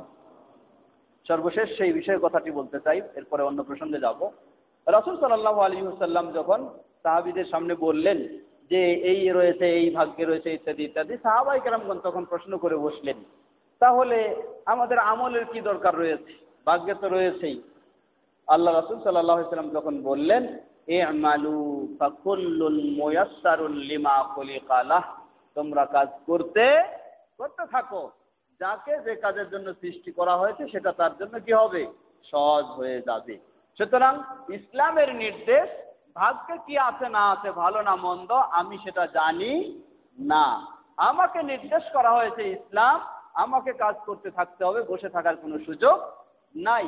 ইসলাম আমাকে নির্দেশ দিয়েছে ভালো পথে চলো, খারাপ থেকে বিরত থাকো, ভালো কাজ করো, খারাপ কাজ করো না, এটা ইসলামের নির্দেশ। আমি অগ্রিম আমার ভাগ্যে কি আছে জানি না, তাই আমাকে ইসলামের নির্দেশ অনুযায়ী এখন চলতে হবে, আর আল্লাহ সুবহানাহু ওয়া তাআলার কাছে ভালো চাইতে হবে ও খারাপ থেকে মুক্তি চাইতে হবে। ইনশাআল্লাহ আল্লাহ সুবহানাহু ওয়া তাআলা আমাদেরকে তাহলেই ভালো দিবেন এবং খারাপ থেকে মুক্তি দিবেন। আল্লাহ আমাদেরকে সে পথেই সঠিকভাবে চলার তৌফিক দান করুন। এরপর আরেকটি বিষয় আসতেছে, বিষয়টি আরো গুরুত্বপূর্ণ বিষয়, হাকিকাতুল ঈমান ওয়া হুকমু মুরতাকিবিল কাবীরা। যে বিষয়টি আমরা আগেও কিছুটা ইঙ্গিতমূলক আলোচনা করেছি। ঈমান কি জিনিস, হাকিকাতুল ঈমান, ঈমান কি জিনিস, ঈমান কাকে বলে? আমরা সেদিনও আলোচনা করেছি, মুরজিয়া যারা বলা হয় তারা বলে থাকে যে ঈমান হলো অন্তরে একটু বিশ্বাস করবে, এটার নামে হলো ঈমান। কেউ বলে যে না, অন্তরের বিশ্বাসের দরকার নাই, কিছু জানবে, এটার নামে হলো কি ঈমান, ইত্যাদি অনেক ধরনের কথা। তো লেখক রাহিমাহুল্লাহ এখানে এই প্রসঙ্গ নিয়ে এসেছেন যে ঈমান এর প্রকৃত বিষয়টা কি, ওয়া হুকমু মুরতাকিবিল কাবীরা, এবং কেউ যদি কবিরা গুনাহে লিপ্ত হয়ে যায় কোনো মুমিন, তাহলে তার হুকুম কি? সে কি এ কারণে ইসলাম থেকে বের হয়ে যাবে, না ইসলামের মাঝে সে এখনো রয়েছে? তিনি বলছেন, ওয়া মিন উসুলি আহলি সুন্নাতি ওয়াল জামাআহ, আহলে সুন্নাহ ওয়াল জামাআতের যেগুলি কোরআন সুন্নাহর আলোকে নীতিমালা, আন্না দ্বীন ওয়াল ঈমানা কাউলুন ওয়া আমালুন। বলছেন দ্বীন যেটা, ঈমান সেটা একটাই বিষয়, তবে ঈমান কাকে বলে? কাউলুন ওয়া আমালুন, দুটো বিষয়, কাউলুন ওয়া আমালুন। কাউল মানে কথা, আমল মানে কাজ। কথা এবং কাজ এই দুটো বিষয়ের নামে হলো ঈমান। তবে কথা এবং কাজ বলতে কি, তাহলে কি বিশ্বাসটা এর নাই? অবশ্যই আছে। তারপর বলতেছেন আমালুন, আমালুল কলবি ওয়াল লিসান, আমাল কাউল এবং আমাল, আমালুল কলবি ওয়াল লিসান ওয়া আমালুল কলবি ওয়াল লিসান ওয়াল জাওয়ারিহ। কাউলুন ওয়া আমাল, কাউলুল কলবি ওয়াল লিসান, প্রথম হলো কাউল, কথা। কথা কি? কাউলুল কলবি ওয়াল লিসান, অন্তরেরও কথা রয়েছে আর জিহ্বারও কথা রয়েছে। জিহ্বা দিয়ে কথা হলো কি, আশহাদু আল্লা ইলাহা ইল্লাল্লাহ ওয়া আশহাদু আন্না মুহাম্মাদুর রাসূলুল্লাহ। অন্তরের কথা হলো সেটাকে গ্রহণ করে নেওয়া বা সেটাকে বিশ্বাস করা, এটা হলো অন্তরের কথা। ওয়া আমালুল কলবি ওয়াল লিসান ওয়াল জাওয়ারিহ, আমালুল কলব ওয়াল লিসান ওয়াল জাওয়ারিহ, কাজ। আমরা প্রথমে বলছিলাম দুটো জিনিস, একটা হলো কথা আর একটা কাজ। এই কথা আবার দুটো হয়ে গেল, একটা হচ্ছে অন্তরের কথা আর একটা হলো জিহ্বার কথা, মুখের কথা। আমল, এই আমলটা আবার তিনটা জিনিস, আমালুল কলবি ওয়াল লিসানি ওয়াল জাওয়ারিহ। আমল মানে কাজ। অন্তরের কাজ কি? অন্তরের কাজ হলো কোনো কিছুকে সত্যায়ন করা, কোনো কিছুকে বিশ্বাস করা, এটাও অন্তরের কাজ। তাহলে এটা একটা কাজ। দ্বিতীয় হলো লিসান, জিহ্বার কাজ কি? জিহ্বার কাজ হলো কিছু উচ্চারণ করা, কথা বলা, আশহাদু আল্লা ইলাহা ইল্লাল্লাহ, এটা হলো জিহ্বার কাজ। ওয়াল জাওয়ারিহ, এবং অঙ্গ প্রত্যঙ্গের কাজ, মানে গোটা বডিটাকে কাজে ব্যবহার করা, এটার নাম হলো ঈমান। এরপরে বলছেন ওয়া আন্নাল ঈমান ইয়াজিদু ওয়া আন্নাল ঈমানা ইয়াজিদু বিত্তাআতি ওয়া ইয়ানকুসু বিল মাসিয়া। এরপরে আরো দুটি বিষয় মনে রাখতে হবে যে ঈমান ভালো কাজের মাধ্যমে কি হয়? বৃদ্ধি পায়। যখন এই ভালো কাজ করা হয় আল্লাহর আনুগত্য, তখন এই ঈমানটা কি হয়? বেড়ে যায়। ওয়া ইয়ানকুসু বিল মাসিয়া, আর যখন খারাপ কাজে লিপ্ত হয় তখন ঈমানটা কি হয়? দুর্বল হয়ে যায়, কমে যায়। সর্বশেষ কথা, এগুলি আরো বিস্তারিত আলোচনার প্রয়োজন। সর্বশেষ কথা হলো, মূল বিষয় হলো ঈমানের জন্য এই পাঁচটা বিষয় মনে রাখতে হবে। একটা হলো আল ইকরার বিল লিসান, মৌখিক স্বীকৃতি দেওয়া। দ্বিতীয় হলো তাসদীক বিল জানান, অন্তর থেকে সত্যায়ন করা, বিশ্বাস করা। তৃতীয় হলো আমাল বিল আরকান, অর্থাৎ বাস্তবে কি করতে হবে? সব আমল করতে হবে। অতএব আমলটাও কি? ঈমানের অংশ। আমলটাও ঈমানের অংশ। চতুর্থ হলো ইয়াজিদু বিত্তাআ, ভালো কাজের মাধ্যমে ঈমান কি হয়? বৃদ্ধি পায়। পঞ্চম হলো ইয়ানকুসু বিল মাসিয়া, খারাপ কাজের কারণে ঈমানটা কি হয়? কমে যায়, ঈমান দুর্বল হয়ে যায়। এই পাঁচটা হলো মূল ঈমানের বিষয়। তাহলে এই সংজ্ঞাটা যখন আমরা মনে করব তখনই বোঝা যাবে যে ঈমান বৃদ্ধি পায় এবং ঈমান কমে যায়। চার মাযহাবের মাঝে মালিকি মাযহাব, শাফিঈ মাযহাব, হাম্বলি মাযহাব, তারা সকলে বিশ্বাস করে যে ঈমান বাড়ে এবং কমে। এক মাযহাবে শুধু বিশ্বাস করে না যে ঈমান বাড়ে এবং কমে, সেটি হচ্ছে হানাফি মাযহাব। হানাফি মাযহাবে ইমাম আবু হানিফা রাহিমাহুল্লাহ এবং সেই মাযহাবের অনুসারীরা পূর্ববর্তী যারা, তবে পরবর্তীতে অনেকে রয়েছেন যারা এটাকে আবার অস্বীকৃতি জ্ঞাপন করেছেন, যেমন ইমাম ইবনে আবিল ইজ আল হানাফি রাহিমাহুল্লাহ এবং আরো, তারা এটাকে ঈমান বাড়ে ও কমে সেটাকে গ্রহণ করেছেন। এটা বাস্তব, কারণ ঈমান বাড়ে ও কমে এটা একজন মানুষ নিজে চিন্তা করলেও বুঝতে পারে। রমজান মাস যখন আসে তখন আমাদের ঈমান বাড়ে না কমে? সবার ঈমান বাড়ে যায়, নিজেরাই বুঝি, আমরা অনুভব করতে পারি। আবার যখন রমজান মাস চলে যায়, কয়েক মাস চলে যায়, তারপর কি হয়? ঈমানটা যেন একটু দুর্বল হয়ে যায়। এছাড়া আরো এর অনেক প্রমাণ। আল্লাহ বলছেন ওয়াইজা তুলিয়াত আলাইহিমুল কুরআন ওয়াইজা তুলিয়াত আলাইহিম আয়াতুহু যাদাতুহুম ঈমানা। আল্লাহ বলছেন যখন তাদের কাছে আয়াত তেলাওয়াত করা হয়, যাদাতুহুম ঈমানা, তাদের ঈমানটা কি হয়? বৃদ্ধি হয়ে যায়। এটা কে বললেন? আল্লাহ সুবহানাহু ওয়া তাআলা নিজেই বললেন। এবং এটা বাস্তবেও মানুষ যখন কোনো মুমিন যখন কোরআনের আয়াত শুনে, তখন তার ঈমানটা নিজে সে বুঝতে পারে, একটু ভালো লাগে, আল্লাহর প্রতি সে আরো আকৃষ্ট হয়, আরো আন্তরিক হয়, নিজের ঈমান বৃদ্ধি হয়ে যায়। আর যে জিনিসটি বৃদ্ধি হয় সেটা কি হয়? সেটা কমেও যায়। যেটা বাড়ে সেটা কমেও যায়। তাহলে যখন আমি তেলাওয়াত শুনি তখন বেড়ে যায়, যখন তেলাওয়াত শুনার সুযোগ পাই না তখন যেন কি হয়? ডাউন হয়ে যায়, কমে যায়। তো অনুরূপভাবে এই যত সব কর্মগুলি, এই কর্মগুলিও ঈমানের অংশ। এই জন্য বলা হয় যে শুধু অন্তর দিয়ে বিশ্বাস করাটাই ঈমান নয়, বাহ্যিক কর্মগুলিও হলো ঈমান। কেমনে? যেমন হাদিসে এসেছে স্পষ্ট, সহিহ বুখারীর হাদিস, রাসূল সাল্লাল্লাহু আলাইহি ওয়াসাল্লাম বলেন, আল ঈমানু বিদ'উ ওয়া সাব'উনা শু'বাতান, ঈমানের কয়টি? 70-এরও অধিক শাখা প্রশাখা রয়েছে। 70-এরও অধিক ঈমানের শাখা প্রশাখা রয়েছে। আফদালুহা কাউলু লা ইলাহা ইল্লাল্লাহ, সর্বোত্তম শাখা হলো লা ইলাহা ইল্লাল্লাহ বলা। ওয়া আদনাহা, সর্বনিম্ন শাখা হলো কি? ইমাতাতুল আযা আনিত তারিক, রাস্তা থেকে কষ্টদায়ক বস্তুকে সরিয়ে দেওয়া। তাহলে এই হাদিসে আল্লাহ রাসূল সাল্লাল্লাহু আলাইহি ওয়াসাল্লাম বলছেন যে ঈমানের 70-এরও অধিক শাখা প্রশাখা রয়েছে, সর্বোত্তম শাখা হলো লা ইলাহা ইল্লাল্লাহ। এখন এই লা ইলাহা ইল্লাল্লাহ যার মাঝে যত বেশি, তার ঈমান কি তত বেশি বলা যাবে না? তবে হালকা জিকির করে যদি আপনি বেশি করতে চান তাহলে ঈমান আবার কমে যাওয়ার সম্ভাবনা রয়েছে, কারণ সেখানে বেদাতের পর্যায়ে পৌঁছে যায় মানুষ। যদি বেদাতের পর্যায়ে পৌঁছে যায় তখন তার ঈমান বাড়ে না, তার ঈমান কি হয়? আরো নষ্ট হয়ে যায়, ঘাটতি হয়ে যায়। কারণ আল্লাহ সুবহানাহু ওয়া তাআলা, আল্লাহ রাসূল সাল্লাল্লাহু আলাইহি ওয়াসাল্লাম স্পষ্টভাবে বলেছেন, কোন বেদাতি যখন বেদাতে লিপ্ত হয়, আল্লাহ সুবহানাহু ওয়া তাআলা তার এবং ওই বেদাতির এবং আল্লাহর মাঝে একটা আড়াল সৃষ্টি করে দেন, এই পর্দা সৃষ্টি করে দেন, যতক্ষণ না এই বেদাতি সেই বেদাত থেকে ফিরে আসে। তো কি বললাম আমরা? আল্লাহ রাসূল সাল্লাল্লাহু আলাইহি ওয়াসাল্লাম বলছেন যে ঈমানের 70-এরও অধিক শাখা প্রশাখা রয়েছে, সর্বোত্তম হলো লা ইলাহা ইল্লাল্লাহ বলা। আর সর্বনিম্ন কোনটা? রাস্তা থেকে কষ্টদায়ক বস্তু সরিয়ে দেওয়া। এই রাস্তা থেকে কষ্টদায়ক বস্তু সরিয়ে দেওয়া, এটা কি সবারে সমানভাবে হয়? কেউ হয়তো কোনোদিন সুযোগও পায়নি বা হয়নি, করার চেষ্টাও করেনি। আবার কেউ রাস্তাঘাটে পায়ে হেঁটেও চলতে দেখছে, একটা বেলেট পড়ে আছে, ওটাকে সরানোর চেষ্টা করে, কারো পায়ে হঠাৎ লেগে যেতে পারে। একটা ইট বা একটা কাঁটা জাতীয় রয়েছে, সেটাকে সে সরানোর চেষ্টা করে। তাহলে এই ব্যক্তি যে এভাবে সরানোর চেষ্টা করতেছে, এই কাজটা তার মাঝে বেশি হচ্ছে কিনা? তাহলে এই শাখাটা, এটা ঈমানের একটা শাখা, তো অতএব এই শাখাটা তার মাঝে বেশি।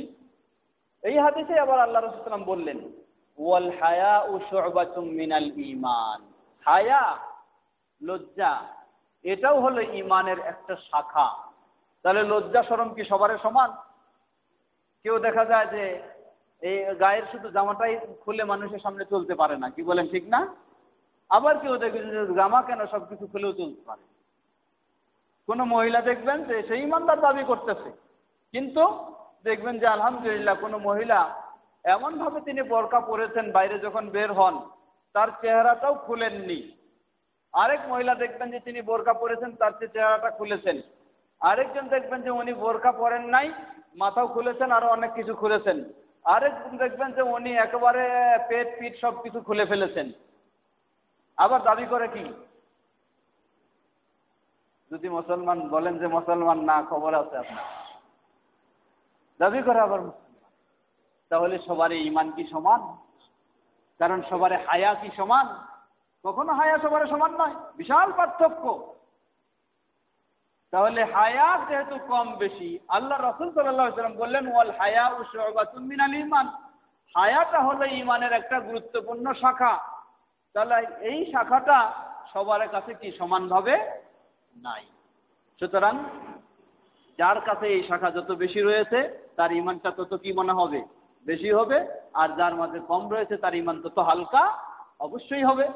তাহলে এক ঈমান বাড়ে কমে এটা ব্যক্তি বিশেষ এবং এক ব্যক্তির মাঝেও। ব্যক্তি বিশেষ, আমার চেয়ে আপনি বেশি ঈমানদার হতে পারেন, বা আপনার চেয়ে আরেকজন বেশি ঈমানদার হতে পারে। যার মাঝে ঈমানের শাখাগুলি যত বেশি সে তত বেশি ঈমানদার। এটা হলো একজনের চেয়ে আরেকজন কম বেশি হতে পারে। আবার একজনের মাঝেও ঈমানটা কি হতে পারে? কখনো বেশি কখনো কম হতে পারে। যেমন আমরা বললাম রমজান মাসে আমাদের সকলের ঈমান এখন বাড়তির দিকে আছে, হ্যাঁ, রমজান চলে গেলে আবার ঘাটতির দিকে চলে যাবে। অতএব আহলুস সুন্নাহ ওয়াল জামাআহ বিশ্বাস করে ঈমানের হলো এই সংজ্ঞা। এখন আরেকটি বিষয়, ওয়া হুকমু মুরতাকিবিল কাবীরা, কেউ যদি কবিরা গুনাহে লিপ্ত হয়ে যায় তার হুকুম কি, তার বিধান কি? অর্থনৈতিক লেনদেন অত্যন্ত কঠিন হয়ে গেছে। আপনি ব্যবসা করবেন, আপনি অফিসে কি করবেন বা আরো কিছু করবেন, কঠিন হয়ে গেছে, জটিল। সুদ ছাড়া কোনো যেন পথ খুঁজে পাচ্ছেন না, সুদমুক্ত পথ খুবই কঠিন। এখন আপনি ইচ্ছা অনিচ্ছা অনেক সময় সুদের ইসে পড়ে গেছেন। ইসলামে সুদ হালাল না হারাম? সবাই এক বাক্যে জানে ইসলামে সুদ হারাম। বরং আল্লাহ সুবহানাহু ওয়া তাআলা স্পষ্টভাবে ঘোষণা দিয়েছেন, যার কাছে সুদ নিষিদ্ধ এই কথাগুলি পৌঁছেছে এরপরেও যদি সে বর্জন না করে ফাযানু বিহারবিম মিনাল্লাহি ওয়া রাসূলিহি, সেজন্য আল্লাহ এবং তার রাসূলের সাথে যুদ্ধের প্রস্তুতি নিয়ে নেয়। কত কঠিন বিষয়। তাহলে এখন কি করবেন? একজন ব্যক্তি এই সুদে লিপ্ত হয়ে গেছে ইচ্ছায় অনিচ্ছায়, তাকে কি আপনি বলবেন, সবাইকে বলবেন যে সবাই তাহলে আল্লাহ এবং তার রাসূলের সাথে যুদ্ধের জন্য প্রস্তুতি নিয়ে ফেলেছে, এটা বলবেন না কি করবেন? এজন্যই বলছেন হুকমু মুরতাকিবিল কাবীরা, কবিরা গুনাহে কেউ যদি লিপ্ত হয়ে যায় তার হুকুমটা কি? সে ইসলাম থেকে একেবারে বের হয়ে কাফের মুশরিক হয়ে গেছে না কি পর্যায়ে গেছে? লেখক রাহিমাহুল্লাহ বলতেছেন ওয়াহুম মা যালিকা লা ইউকাফিরুনা আহলাল কিবলাতি বিমুতলাকিল মাআসি ওয়াল কাবাইর কামা ইয়াফআলুহু আল খাওয়ারিজ বালিল উকুওয়া আল ঈমানিয়া সাবিতাতুন মাআল মাআসি। খারিজি সম্প্রদায় তারা কি করে থাকে? তারা হুকুম দিয়ে থাকে কেউ যদি, কোন মুসলিম মুমিন যদি কবিরা গুনাহে লিপ্ত হয় তাহলে সে কি করবে? একেবারে ইসলাম থেকে বের হয়ে যাবে, কাফের হয়ে যাবে, সে আর কখনো মুমিন থাকতে পারে না। ইচ্ছা অনিচ্ছায় যেভাবেই কবিরা গুনাহে লিপ্ত হোক, সর্বাবস্থায় কবিরা গুনাহে লিপ্ত হলেই সে কাফের হয়ে যাবে। লেখক বলছেন রাহিমাহুল্লাহ আহলুস সুন্নাহ ওয়াল জামাআহ এই বিশ্বাস করে না। আহলুস সুন্নাহ ওয়াল জামাআহ কেউ কবিরা গুনাহে লিপ্ত হলেই তাকে কাফের বলে ফেলে না, ইসলাম থেকে বের হয়ে গেছে এটা বলে না। তবে সকলেই সমান নয়, কেউ হতে পারে কবিরা গুনাহে লিপ্ত হওয়ার কারণে কাফেরও হয়ে যেতে পারে, আবার সবাই যে কবিরা গুনাহে লিপ্ত হওয়ার কারণে কাফের হয়ে যাবে এমন কথাটি নয়। যেমন আল্লাহ সুবহানাহু ওয়া তাআলা কোরআনুল কারীমে এমন কাজের কথা বলেছেন যে এই কাজটা কেউ করলে কাফের হয়ে কবিরা গুনাহে লিপ্ত হবে। কোন মুমিনকে যদি হত্যা করে কেউ, ইচ্ছা করে, ইচ্ছাকৃতভাবে জেনে শুনে কোনো মুমিনকে হত্যা করবে, সওয়াবের কাজ, তাই না? কি বলেন? কথা বুঝতেছেন না? কোনো মুমিনকে যদি ইচ্ছাকৃতভাবে কেউ হত্যা করে অবশ্যই বড় গুনাহের কাজ, অবশ্যই কবিরা গুনাহের কাজ হবে। কিন্তু কোনো ব্যক্তি কবিরা গুনাহের কাজে লিপ্ত হওয়ার পরে তার ঈমান যে বাতিল হয়ে যাবে না, সেটা আল্লাহ সুবহানাহু ওয়া তাআলা কোরআনুল কারীমে বলছেন। আল্লাহ বলছেন, যেমন সূরা বাকারা 178 নম্বর আয়াতে, আল্লাহ বলছেন ফামান উফিয়া লাহু মিন আখিহি শাইউন ফাত্তিবাউন বিল মা'রুফ।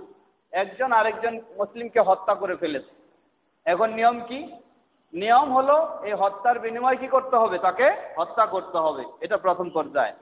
যদি এটা নিহত ব্যক্তির পরিবারের পক্ষ থেকে ছাড় দেয় আলহামদুলিল্লাহ, তাহলে কি বিষয়? দ্বিতীয় পর্যায়ে রয়েছে সেই রক্তপণ দিবে। সেটাও যদি কি করে? ফামান উফিয়া লাহু মিন আখিহি শাইউন, সেই রক্তপণ দেওয়ার ক্ষেত্রে যদি ফামান উফিয়া লাহু মিন আখিহি শাইউন, সেই ভাইয়ের পক্ষ থেকে অর্থাৎ নিহত ব্যক্তির পক্ষ থেকে তার পরিবারের ব্যক্তিরা যদি কি করে থাকে? কিছু ছাড় দিয়ে থাকে, তাহলে সেটি খুব ভালো কথা। পরের আয়াতে আবার আল্লাহ বলছেন ওয়া ইন তাইফাতানি মিনাল মুমিনিনা ইখতাতালু ফাআসলিহু বাইনাহুমা। মুমিনদের মাঝে দুইটা দল, তারা পরস্পরে কি কাটাকাটি শুরু করেছে, পরস্পরে তারা কাটাকাটি শুরু করেছে।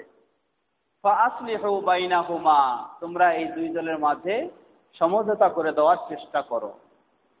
তাহলে একজন আরেকজনকে হত্যা করতেছে, এরপরেও আল্লাহ সুবহানাহু ওয়া তাআলা তাদেরকে কি পরিচয় দিলেন? আল্লাহ বললেন যে মুমিনদের দুটি দল। এরপরেও আল্লাহ কি পরিচয় দিলেন?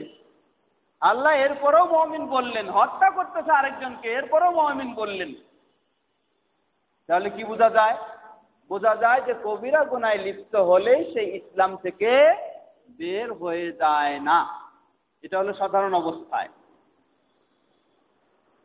আল্লাহ রাব্বুল আলামিন বলছেন এই আয়াতে, তাহলে এই ধরনের অনেকগুলি দলিল তিনি নিয়ে এসেছেন। তাই শেষে তিনি বলছেন ওয়ালা ইয়াসলিবুনাল ফাসিকাল মিল্লিয়া আল ইসলাম বিল কুল্লিয়া ওয়ালা ইখলিদুনাহু ফিন নারি কামা তাকুলু আল মু'তাজিলা বালিল ফাসিকু ইয়াদখুলু ফি ইসমিল ঈমানিল মুতলাক কামা ফি কাউলিহি তাআলা ফাতাহরিরু রাকাবাতিন মুমিনাতিন ওয়ালা ইয়াদখুলু ফি ইসমিল ঈমানিল মুতলাক।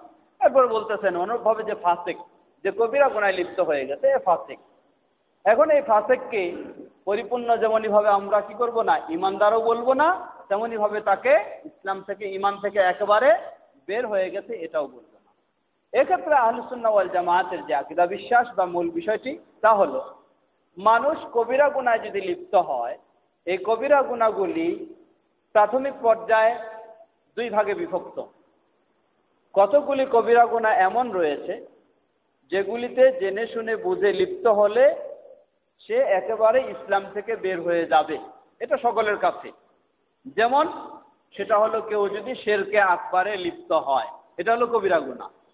এই শিরকে আকবারে কেউ যদি লিপ্ত হয় জেনে শুনে বুঝে, তাহলে সে টোটালি ইসলাম থেকে বের হয়ে যাবে, ঈমান থেকে বের হয়ে যাবে, সে কাফের হয়ে যাবে 100%। এটা আহলে সুন্নাহ ওয়াল জামাতের আকীদা। উদাহরণস্বরূপ কেউ যদি কি করে, আল্লাহ বা রাসূল অথবা ইসলামের কোনো বিষয়কে কটাক্ষ করে, ঠাট্টা বিদ্রুপ করে জেনে শুনে বুঝে, তাহলে সে কি করবে? এটা কবিরা গুনাহ। কিন্তু এই কবিরা গুনার কারণে ইসলাম থেকে সে টোটালি একেবারে বের হয়ে যাবে। আরো কতগুলি কবিরা গুনাহ রয়েছে, যেমন ধরে নেন সুদ খাওয়া। কেউ যদি এই কবিরা গুনাহে লিপ্ত হয়, তাহলে সাধারণ অবস্থায় আমরা বলবো, যদি সে বিশ্বাস করে যে ইসলামে এটা হারাম নিষিদ্ধ, এটা যদি সে মানে বিশ্বাস করে, তাহলে বলবো আমরা যে সে ইসলাম থেকে বের হয়ে যায়নি, সে কবিরা গুনাহে লিপ্ত হয়েছে। ঘুষ খাওয়া অথবা মদ খাওয়া ইত্যাদি বিষয়গুলি, এগুলিতে কেউ যদি লিপ্ত হয় আর তার এই বিশ্বাস রয়েছে যে এ কারণে যে এটা ইসলামে হারাম, ইসলামে এটা নিষিদ্ধ, সে অন্যায় কাজে লিপ্ত হয়ে গেছে, এটা সে বিশ্বাস যদি করে, তাহলে আমরা বলবো যে সে ইসলাম থেকে, বা আহলে সুন্নাহ ওয়াল জামাত বলে, সে ইসলাম থেকে বের হয়ে যায়নি। যেমনই ভাবে একজন মুসলিমকে হত্যা করা, এটাও কি, যদি সে মনে করে জানে যে ইসলামে মুসলিমকে হত্যা করা নিষিদ্ধ, কিন্তু হয়তো পারস্পরিক বিবাদে ইত্যাদির কারণে হত্যায় লিপ্ত হয়ে গেছে, তাহলে আল্লাহ তাকে মুমিন বলছেন, মানে সে ইসলাম থেকে বের হয়ে যায়নি। আর ইসলামের এই হারাম কাজগুলি, এই কবিরা গুনার কাজগুলি, কেউ যদি এই কাজগুলিকে এই মনে করে যে সুদ খাওয়া এটা কোনো বিষয় নয়, এটা হালাল, কিসের আবার হারাম, কোনো মুমিন যদি এই ধরনের মনে করে আর সে সুদে লিপ্ত হয়, তাহলে 100% সে ইসলাম থেকে বের হয়ে যাবে, সে আর মুসলিম থাকতে পারে না। কেউ যদি মনে করে মদ খাওয়া এটা কোনো বিষয় নয়, মদ খাওয়া কিসের আবার হারাম, কেন হারাম? অথচ সে দেখবেন 5 ওয়াক্ত সালাতও আদায় করে, গোটা মাস খুব রমজানও করে, অথবা কি করে এতেকাফেও বসে একেবারে কাবায় গিয়ে সেখানেও এতেকাফ করে আসে। আর যদি সে মনে করে যে মদ খাওয়া এটা কি, কিসের আবার এটা আবার হারাম, এটা কোনো অসুবিধা নেই, সাধারণ বিষয়। তাহলে ইসলামের হারাম করে দেওয়া বিষয়টাকে যদি কেউ হালাল করে নেয় এবং এটাতে লিপ্ত হয়, তাহলে সমূলে সে ইসলাম থেকে, ঈমান থেকে বের হয়ে যাবে, তাকে আর মুমিন বলা যাবে না। অন্যভাবে কেউ যদি কোনো মুসলিমকে হত্যা করে এই নিয়তে, এই মনে করে যে মুসলিমের রক্ত হালাল, এটা কখনো হারাম নয়, কোনো বিষয় নয়, তাকে ইচ্ছা করলে আমি হত্যা করতে পারি, তাহলেও সে ব্যক্তি কি হবে, ইসলাম থেকে বের হয়ে যাবে, তাকে মুমিন বলার কোনো সুযোগ নেই। আর যদি কোনো ব্যক্তি এই হারাম বিষয়গুলিকে মনে করে যে এগুলি, বিশ্বাস করে যে এগুলি ইসলামে হারাম, এগুলিতে নিষিদ্ধ হওয়াটা অমার্জনীয় অপরাধ, ঠিক নয়, এরপরেও সে কোনো কারণে ইচ্ছায় অনিচ্ছায় লিপ্ত হয়ে গেছে, বাধ্য হয়, তাহলে আমরা তাকে বলবো তিনি কবিরা গুনাহে লিপ্ত হয়েছেন, তার ঈমানটা কি হয়ে গেছে, দুর্বল পর্যায়ে হয়ে গেছে, কিন্তু ঈমান থেকে একেবারে সে বের হয়ে যায়নি। আল্লাহু তাআলা আলাম। এরপরে লেখক রাহিমাহুল্লাহ আরেকটি অন্য প্রসঙ্গে গেলেন, সে প্রসঙ্গটি আরো অত্যন্ত গুরুত্বপূর্ণ। আজকেও আমাকে আমাদের এক ভাই এই বিষয়ে কিছু প্রশ্ন করেছেন। আল ওয়াজিবু নাহওয়া আসহাবি রাসূলিল্লাহি সাল্লাল্লাহু আলাইহি ওয়াসাল্লাম ওয়া যিকরু ফাদাইলিহিম। রাসূল সাল্লাল্লাহু আলাইহি ওয়াসাল্লামের সাহাবায়ে কেরাম, তাদের ব্যাপারে আমাদের কি অপরিহার্য করণীয় এবং তাদের ফজিলত সম্পর্কে এখন আলোচনা। সাহাবায়ে কেরাম, আমরা এর আগেও কিছু সংক্ষিপ্তভাবে বলেছি, সাহাবীদের ক্ষেত্রেও দুই পন্থী রয়েছে। এক পন্থী হলো খারেজি, এক পন্থী হলো রাফেজি। রাফেজি তারা সাহাবী, কিছু কিছু সাহাবীদের ক্ষেত্রে চরমপন্থায় পৌঁছে গেছে, তাদেরকে শুধু সাহাবী নয় বরং রাসূলের পর্যায়েও নয়, আল্লাহর পর্যায় পর্যন্তও পৌঁছায় ফেলেছে। এ হলো সাহাবীদেরকে নিয়ে তারা চরমপন্থায় পৌঁছে গেছে অতি ভক্তির কারণে, বদ্ধ দিয়ে, এটা সম্পূর্ণ নিষিদ্ধ। আরেক শ্রেণী খারেজি শ্রেণী, তারা আবার সাহাবীদেরকে কাফের পর্যন্ত বলতে কোনো বাকি রাখেনি। তারা এই দিক থেকে, সাহাবীদেরকে অমর্যাদার দিক থেকে তারা একেবারে চরমপন্থায় চলে গেছে। আহলুস সুন্নাহ ওয়াল জামাআহ তারা মধ্যমপন্থী, তারা সাহাবীদেরকে শ্রদ্ধা দিতে গিয়ে রাসূলের পর্যায়ে বা আরো ঊর্ধ্বে কখনো পৌঁছাবে না, সাহাবীকে সাহাবীর মর্যাদাই দিবে, আবার তাদেরকে মানহানি করতে গিয়ে কোনো পর্যায়ে তারা পৌঁছবে না, তারা মধ্যম স্থান অবলম্বন করবে। এটা হলো আহলুস সুন্নাহ ওয়াল জামাআতের আকীদা, বিশ্বাস এবং তাদের এই অবস্থান। লেখক রাহিমাহুল্লাহ বলছেন, ওয়া মিন উসুলি আহলিস সুন্নাতি ওয়াল জামাআতি সালামাতু কুলুবিহিম ওয়া আলসিনাতিহিম লিআসহাবি রাসূলিল্লাহি সাল্লাল্লাহু আলাইহি ওয়াসাল্লাম কামা ওয়াসাফাহুমুল্লাহু বিহি ফি কাউলিহি তাআলা। আহলুস সুন্নাহ ওয়াল জামাআতের নীতিমালা হলো, তাদের আকীদা বিশ্বাস হলো সালামাতু কুলুবিহিম ওয়া আলসিনাতিহিম, তাদের অন্তর পরিষ্কার হতে হবে, তাদের জিহ্বাও মুখও পরিষ্কার থাকতে হবে সাহাবীদের ব্যাপারে। অর্থাৎ সাহাবীদের ব্যাপারে অমার্জনীয়, অশোভনীয় কোনো অন্তরেও মনে করার সুযোগ নাই। কোনো সাহাবী যদি প্রমাণিত হয়, তার ক্ষেত্রে আর কোনো রকমের দ্বিমত বা কোনো রকমের অশালীন ও অশোভনীয় মন্তব্য করার সুযোগ নেই, সাহাবী যদি প্রমাণিত হয়। অনুরূপভাবে মুখটাকেও খুব সাবধানে রাখতে হবে, কোনো সাহাবীর ব্যাপারে কিছু বলা যাবে না। আমাদের অনেকেই রয়েছি, শিয়া সমাজ, তাদের তো স্বভাবই হলো এটা, কিছু সংখ্যক সাহাবীদেরকে বেছে নিয়ে বাকি সব সাহাবীদের ব্যাপারে যত রকমের অশালীন যা কিছু বলার প্রয়োজন সেসব কিছু তারা বলে থাকে। আমাদের যারা কোরআন সুন্নাহর অনুসরণ করে চলি, সঠিক সহিহ হাদিস মেনে চলার চেষ্টা করি, আমাদের মাঝেও কেউ কেউ অতি আবেগে কিছু তার পদস্খলন এই ক্ষেত্রে ঘটে যায়। যেমন উদাহরণস্বরূপ, আপনি একটা বিষয় উদাহরণস্বরূপ বলে ফেলি, রাসূল সাল্লাল্লাহু আলাইহি ওয়াসাল্লাম তিনি সালাতে তাকবীরে তাহরিমার সময় দুই হাত এভাবে তুলেছেন, রুকুতে যাওয়ার সময় তুলেছেন, রুকু থেকে ওঠার সময় তুলেছেন। এই মর্মে অসংখ্য সাহাবী রাসূল সাল্লাল্লাহু আলাইহি ওয়াসাল্লাম থেকে বর্ণনা করেছেন, যেগুলি সহিহভাবে প্রমাণিত। রাসূল সাল্লাল্লাহু আলাইহি ওয়াসাল্লাম শুধু তাকবীরে তাহরিমার সময় হাত তুলেছেন আর পরে তুলেননি, এই মর্মে বর্ণনা শুধু একজন সাহাবীর পক্ষ থেকে এসেছে, তিনি হলেন সাহাবী আব্দুল্লাহ ইবনে মাসউদ রাদিয়াল্লাহু তাআলা আনহু।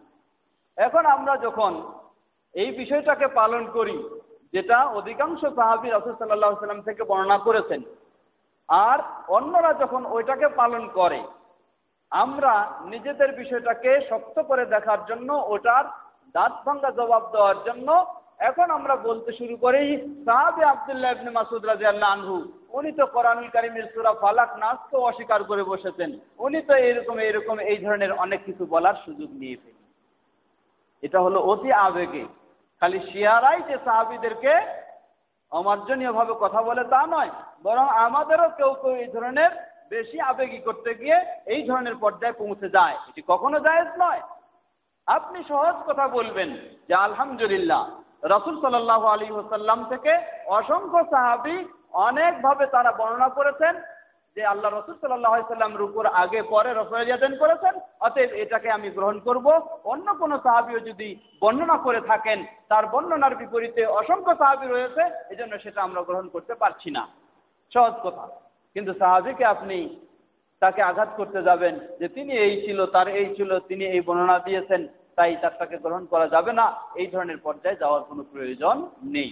সহজ কথায় যাবে। এই জন্য সাহাবায়ে কেরামদের ব্যাপারে সেই সাহাবীর আমলটা আমার কাছে পছন্দ হোক আর নাই হোক, সেটি রাসূল সাল্লাল্লাহু আলাইহি সাল্লামের অনুযায়ী হোক আর নাই হোক, যাই হোক না কেন, কখনো বলার সুযোগ নাই যে তিনি এই পর্যায়ে। বরং সাহাবী প্রমাণিত হলেই আমাদের আন্তরিকভাবে, মৌখিকভাবে সাহাবীর প্রতি অবশ্যই পূর্ণ শ্রদ্ধা থাকতে হবে। তার বিষয়টা আমি গ্রহণ করতে না পারি, সেটি ভিন্ন বিষয়। যদি রাসূল সাল্লাল্লাহু আলাইহি সাল্লামের সাথে সেটি সাংঘর্ষিক হয়ে যায় বা অধিক সংখ্যক সাহাবীর সাথে যদি সেটি বিপরীতমুখী হয়ে যায়, সেটা গ্রহণ করব না, সেটা ঠিক আছে। কিন্তু তাকে কখনো কোনোভাবে ছোট করার চেষ্টা করতে বা কিছু বলতে পারবো না। এটাই হলো আহলুস সুন্নাহ ওয়াল জামাতের আকীদা, বিশ্বাস। সালামাতু কুলুবিহিম ওয়া আলসিনাতিহিম লিআসহাবি রাসূলিল্লাহি সাল্লাল্লাহু আলাইহি ওয়াসাল্লাম। রাসূল সাল্লাল্লাহু আলাইহি ওয়াসাল্লামের সকল সাহাবীদের ক্ষেত্রে আমাদের অন্তর পরিষ্কার থাকতে হবে, মুখও পরিষ্কার থাকতে হবে। এক কথায় আল্লাহ বলছেন, والذين جاءوا من بعدهم يقولون ربنا اغفر لنا ولإخواننا الذين سبقونا بالإيمان ولا تجعل في قلوبنا غلا للذين آمنوا ربنا إنك رؤوف رحيم। আল্লাহ বলছেন, والذين جاءوا من بعدهم, পূর্ববর্তীরা চলে গেছে, তাদের পরে যারা এসেছে, ইয়াকুলুনা, এরা কি বলে, রব্বানা ইগফির লানা, হে আমাদের রব, আমাদেরকে ক্ষমা করুন, ওয়া লিইখওয়ানিনাল্লাযীনা সাবাকুনা বিল ঈমান, এবং আমাদের ওই সব ভাইদেরকে ক্ষমা করুন যারা ঈমানের সাথে বিদায় নিয়ে গেছেন। এদের মাঝে প্রথম শ্রেণীর কারা? যারা ঈমানের সাথে বিদায় নিয়ে গেছেন, তাদের প্রথম শ্রেণী হলেন সাহাবায়ে কেরামগণ। তারপর পর্যায়ক্রমে ওয়ালা তাজআল ফি কুলুবিনা গিল্লাল লিল্লাযীনা আমানু, আর যারা ঈমানদার তাদের ব্যাপারে আমাদের অন্তরে কোনো রকমের বিদ্বেষ দিবেন না, রাখবেন না। একেবারে একজন মুমিন কখনো মুমিনের প্রতি বিদ্বেষী হতে পারে না। কারো অপকর্মের কারণে তার প্রতি আসতে পারে, কিন্তু যখনই কোনো ব্যক্তি মুমিন হবে তার প্রতি হতে পারে না। যে বিষয়টি বলছিলাম যে আমাদেরও যেমন এই ধরনের কিছু রয়েছে, আবার আমাদের মাযহাবী ভাইদেরও তাদের মাঝে তো এটি ভরপুর রয়েছে।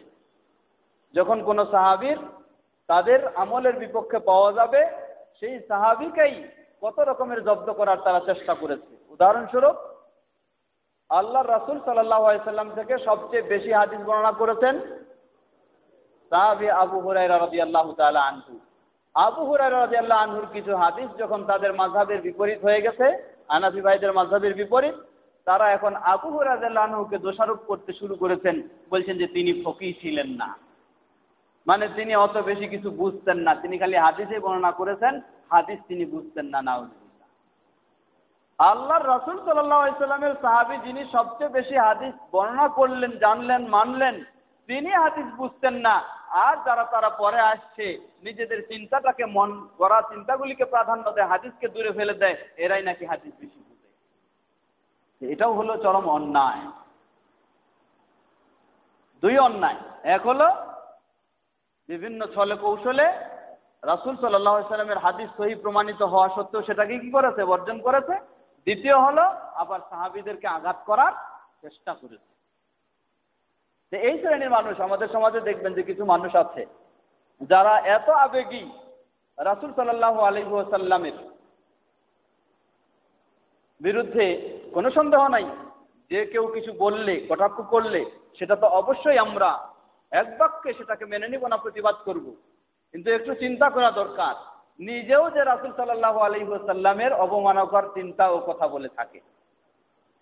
যারা বিশ্বাস করে যে আল্লাহর রাসূল সাল্লাল্লাহু আলাইহি ওয়াসাল্লাম নূরের তৈরি, 100% এটা কোরআন এবং সহিহ হাদিসের আলোকে রাসূল সাল্লাল্লাহু আলাইহি ওয়াসাল্লামের ব্যাপারে মানহানিকর ও অবমাননাকর কথা, তাহলে এটার বিরুদ্ধে প্রতিবাদ করবে কি? অথচ তারাই আবার আরেকজনের প্রতিবাদ করে আর নিজেরা রাসূল সাল্লাল্লাহু আলাইহি ওয়াসাল্লামের ব্যাপারে কোরআন এবং হাদিস বহির্ভূত চিন্তা ও বিশ্বাস করে থাকে।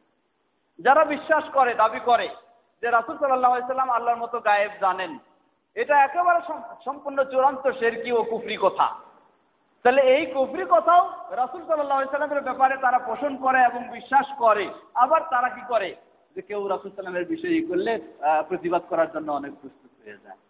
প্রস্তুত, কোনো সন্দেহ নেই, প্রতিবাদ অবশ্যই করব, কিন্তু এই প্রতিবাদগুলো আগে করতে হবে। নিজের মাঝে রাসূলের মানহানিকর এত বড় কথা ও কাজগুলি ঢুকায় রেখেছি, আর শুধু মানুষের প্রতিবাদ করার জন্য খুঁজে বেড়াচ্ছি। মানুষেরও প্রতিবাদ করতে হবে, নিজেরও করতে হবে। তো এই ধরনের আজকে দেখেন যে একদল আরেক দলকে, সহজ কথা, দেওবন্দি ভাইয়েরা কি করে থাকেন, জামাত ইসলামের যারা রয়েছেন তাদেরকে আঘাত করে থাকেন কি, যে এরা মওদুদী সাহেব কি করেছেন, সাহাবীদের ব্যাপারে মানহানিকর অনেক কিছু কথা বলেছেন।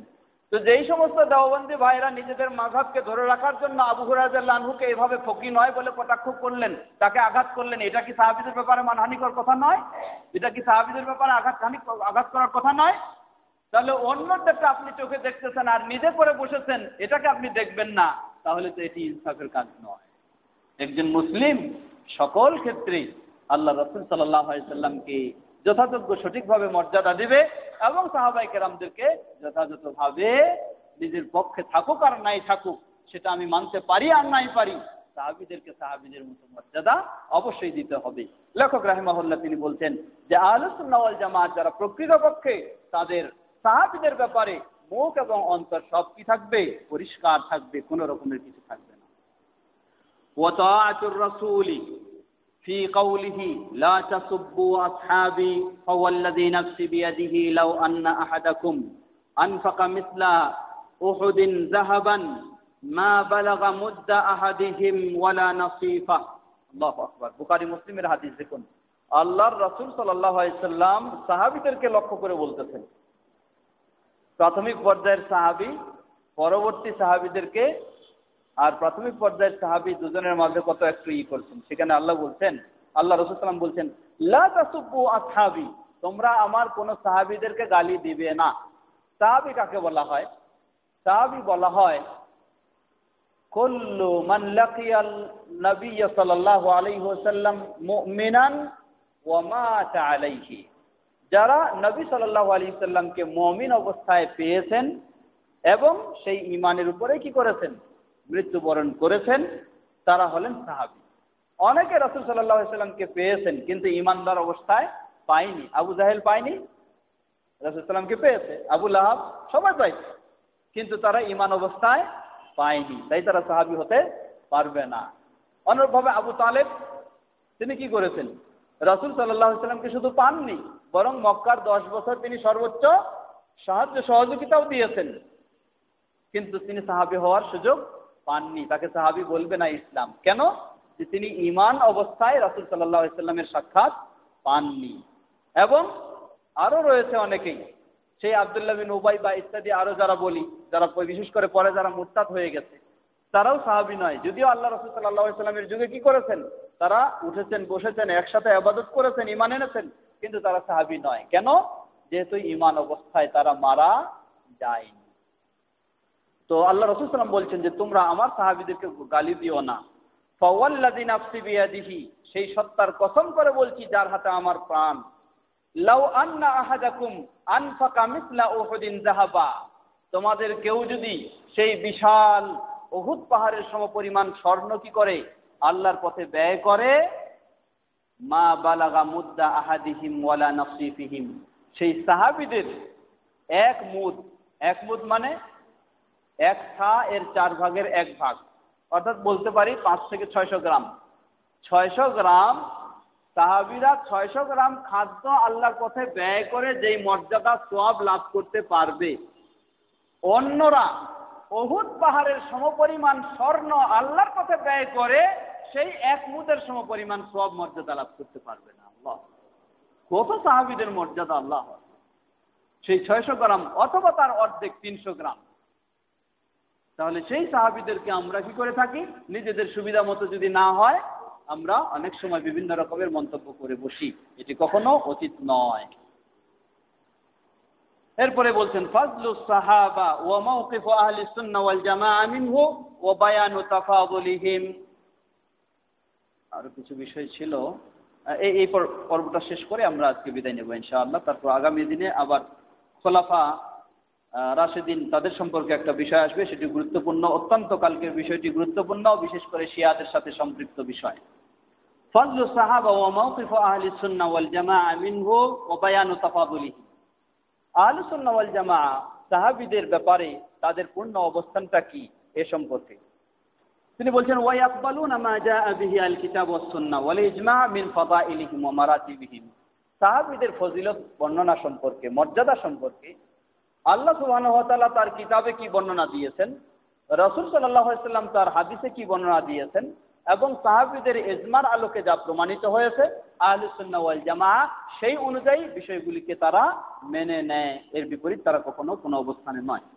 ওয়ায়ুফাদ্দিলুনা মান আনফাকা মিন ক্বাবলিল ফাতহি ওয়া হুয়া সালহুল হুদাইবিয়া ওয়া কাতালা আলা মান আনফাকা মিন বা'দিল ফাতহি ওয়ায়ুফাদ্দিলুনা আল মুহাজিরিনা আলাল আনসার। বিশেষ করে হুদাইবিয়ার সন্ধি হয়েছে 6ষ্ঠ হিজরিতে। 6ষ্ঠ হিজরিতে, এই 6ষ্ঠ হিজরির পূর্বে যারা ছিলেন তাদের মর্যাদা 6ষ্ঠ হিজরির পরে যারা, এদের চেয়ে অনেক বেশি সাহাবীদের মাঝে। আমরা কোনো সন্দেহ নেই সাহাবীদের পরে যারা, তাদের চেয়ে সাহাবীদেরকে অবশ্যই মর্যাদা দিব, কিন্তু সেই সাহাবীদের মাঝে আবার কি রয়েছে? কয়েক ক্যাটাগরি রয়েছে, কয়েক কোয়ালিটি রয়েছে, সকলেই সমান নয়। যেমন আল্লাহ সুবহানাহু ওয়া তাআলা বলেন لا يستوي منكم من أنفق من قبل الفتح وقاتل أولئك أعظم درجة من الذين أنفقوا من بعد وقتلوا। সাহাবীদের মাঝে যারা এই হুদাইবিয়া সন্ধির পূর্বে যে সমস্ত সাহাবী তারা আল্লাহর পথে নিজের জানমাল ব্যয় করেছেন এবং তারা যুদ্ধে অংশগ্রহণ করেছেন, তারা আর হুদাইবিয়া সন্ধির পরে যে সমস্ত সাহাবী নতুন করে এসেছেন বা সাহাবী হয়েছেন এবং তারা জানমাল ব্যয় করেছেন ও যুদ্ধে অংশগ্রহণ করেছেন, এরা কখনো সমান হতে পারে না। কারণ হুদাইবিয়া সন্ধির মাধ্যমে একটা পরিবেশটা কি হয়ে গেল? খুব সহজ হয়ে গেল, যে কঠিন পরিবেশ আগে ছিল। অতএব আগের কঠিন পরিবেশে সাহাবায়ে কেরামগণ যারা সেই সময় ত্যাগ স্বীকার করেছেন, তাদের ত্যাগ স্বীকার করা আর পরবর্তী সাহাবীদের ত্যাগ স্বীকার করা সমান হতে পারে না। সাহাবীদের মাঝে পরস্পরে এই মর্যাদা, সেটা আল্লাহ দিয়েছেন, সেই হিসাবে আমরাও দিব। আবার বলছেন আল্লাহ والسابقون الأولون من المهاجرين والأنصار والذين اتبعوهم بإحسان رضي الله عنهم ورضوا عنه والسابقون الأولون من المهاجرين। ওই সেই মুহাজির যারা হিজরত করেছেন প্রথম পর্যায়ে, আর আনসার যারা, তারা সবাই তো সমান হতে পারে না।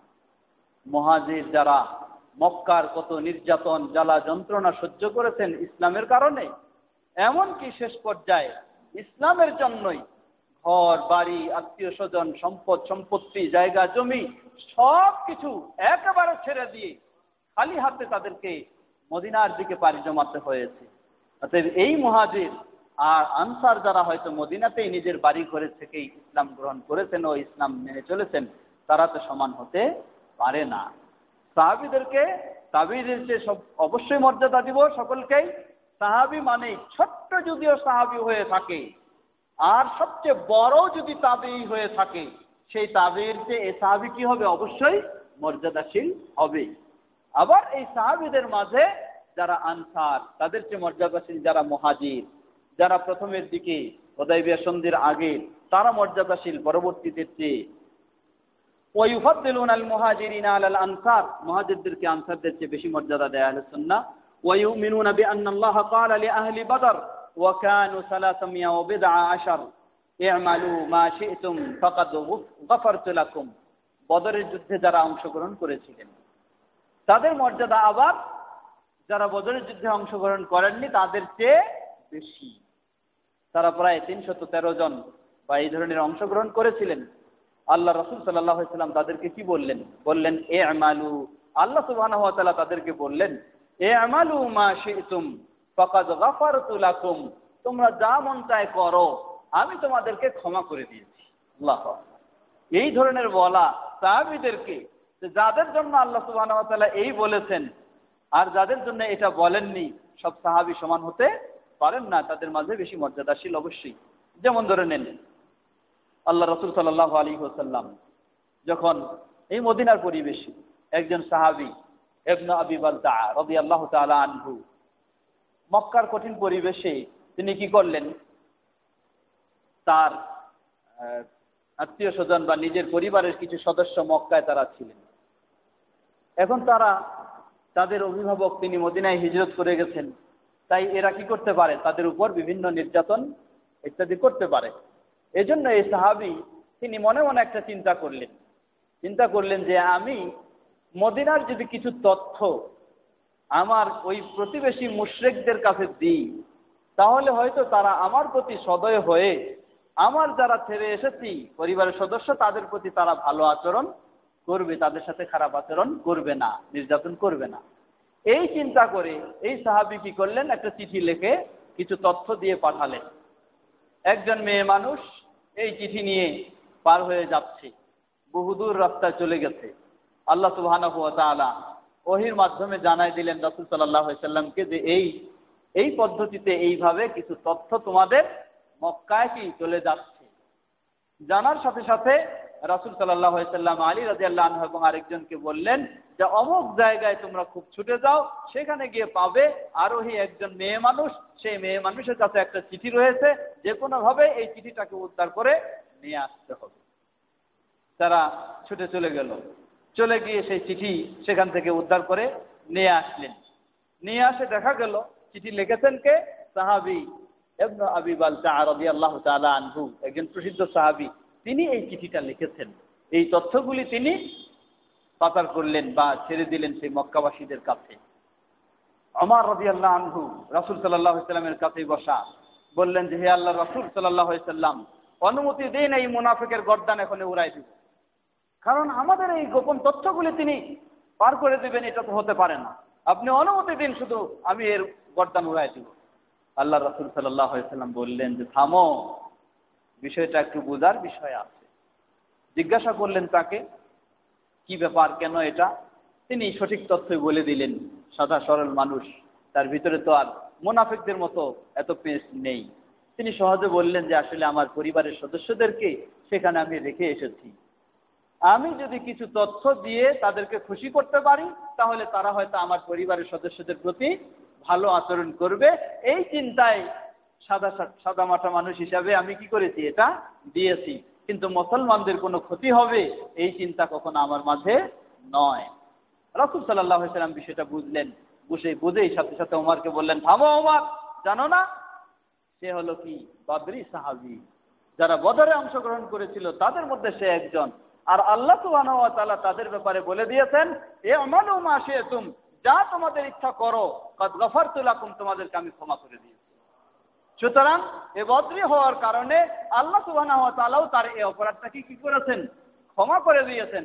অতএব এটাকে তার অপরাধ মনে করা যাবে না। তো সাহাবায়ে কেরামদের মাঝে যারা বদরের যুদ্ধে অংশগ্রহণ করেছিলেন তাদের অবস্থান বা তাদের মর্যাদা অন্যদের চেয়ে অবশ্যই বেশি। وبأنه لا يدخل النار أحد بايع تحت الشجرة كما أخبر به النبي صلى الله عليه وسلم بل قد رضي الله عنهم ورضوا عنه। অনুরূপভাবে আরেক শ্রেণী ওয়াকানু আকতার মিন 1400, 1400 সাহাবী যারা হুদায়বিয়ার সন্ধিতে সেই আল্লাহ রাসূল সাল্লাল্লাহু আলাইহি সাল্লামের কাছে বায়াত গ্রহণ করেছিলেন। এই 1400 এর জন্য আল্লাহ রাসূল সাল্লাম কি বলেছেন, আল্লাহ রাসূল সাল্লাল্লাহু আলাইহি ওয়াসাল্লাম এই 1400 জন্য বলেছেন যে এখানে যারা যে 1400 জন বায়াত গ্রহণ করলো এরা কখনো জাহান্নামে যাবে না, কখনো নয়।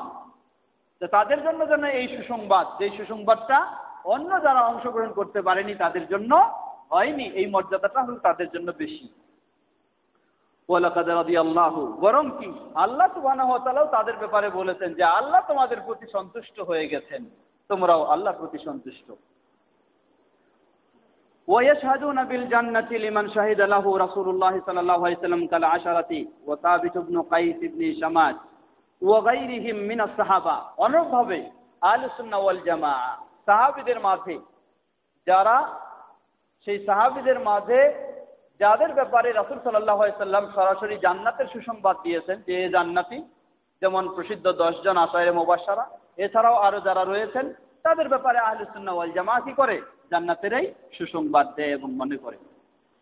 ওয়ায়ুকিরুনা বিমা তাওয়াতারা বিহি আন নাকালা আন আমিরুল মুমিনিন আলী ইবনে আবি তালিব রাদিয়াল্লাহু তাআলা আনহু ওয়া গায়রিহি মিন আন্না খায়রা হাযিহিল উম্মাহ বা'দা নাবিয়্যিহা আবু বকর সুম্মা উমর ওয়া ইউসাল্লিসুনা বিউসমান ওয়া ইউরাব্বিউনা বিআলী রাদিয়াল্লাহু তাআলা আনহু। সাহাবীদের মাঝে অনুরূপভাবে যেটা আল্লাহ রাসূল সাল্লাল্লাহু থেকে শুধু নয় বরং স্বয়ং আলী রাদিয়াল্লাহু আনহু থেকেও প্রমাণিত, তিনিও বলেছেন যে এই উম্মতের মাঝে রাসূল সাল্লাল্লাহু আলাইহি সাল্লামের পরে সবচেয়ে যিনি মর্যাদাশীল তিনি হলেন আবু বকর রাদিয়াল্লাহু তাআলা আনহু, তারপরে ওমর রাদিয়াল্লাহু আনহু। আর আহলুস সুন্নাহ ওয়াল জামাআহ তৃতীয় পর্যায়ে স্থান দিয়েছেন কাকে, উসমান রাদিয়াল্লাহু তাআলা আনহুকে। চতুর্থ পর্যায়ে স্থান দিয়েছেন আলী রাদিয়াল্লাহু আনহুকে। স্বয়ং আলী রাদিয়াল্লাহু আনহু থেকেও আবু বকর ও উসমান রাদিয়াল্লাহু আনহুর ব্যাপারে এই ধরনের মর্যাদাপূর্ণ বক্তব্য এসেছে যে রাসূল সাল্লাল্লাহু আলাইহি সাল্লামের পরে সবচেয়ে মর্যাদাশীল হলেন আবু বকর রাদিয়াল্লাহু আনহু।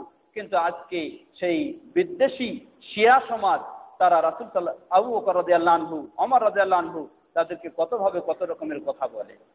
এমনকি তাই নয়, আজকে যেটি বলছিলাম শুরুতে, আজকে আমাকে এক ভাই প্রশ্ন করলেন, আমাদের আশপাশে যারা আজকে শিয়াদের দাওয়াত দিচ্ছে এই বিভ্রান্ত ছেলেরা, তারা বলে, তারা কি যুক্তি দেখায়, তারা বলে যে আল্লাহর রাসূল সাল্লাল্লাহু আলাইহি ওয়াসাল্লাম তিনি কি করলেন, আয়েশা রাদিয়াল্লাহু আনহাকে বিয়ে করলেন, তখন তার বয়স হলো 6 বছর, আর তার সাথে ঘর সংসার করলেন তখন বয়স হলো তার 9 বছর।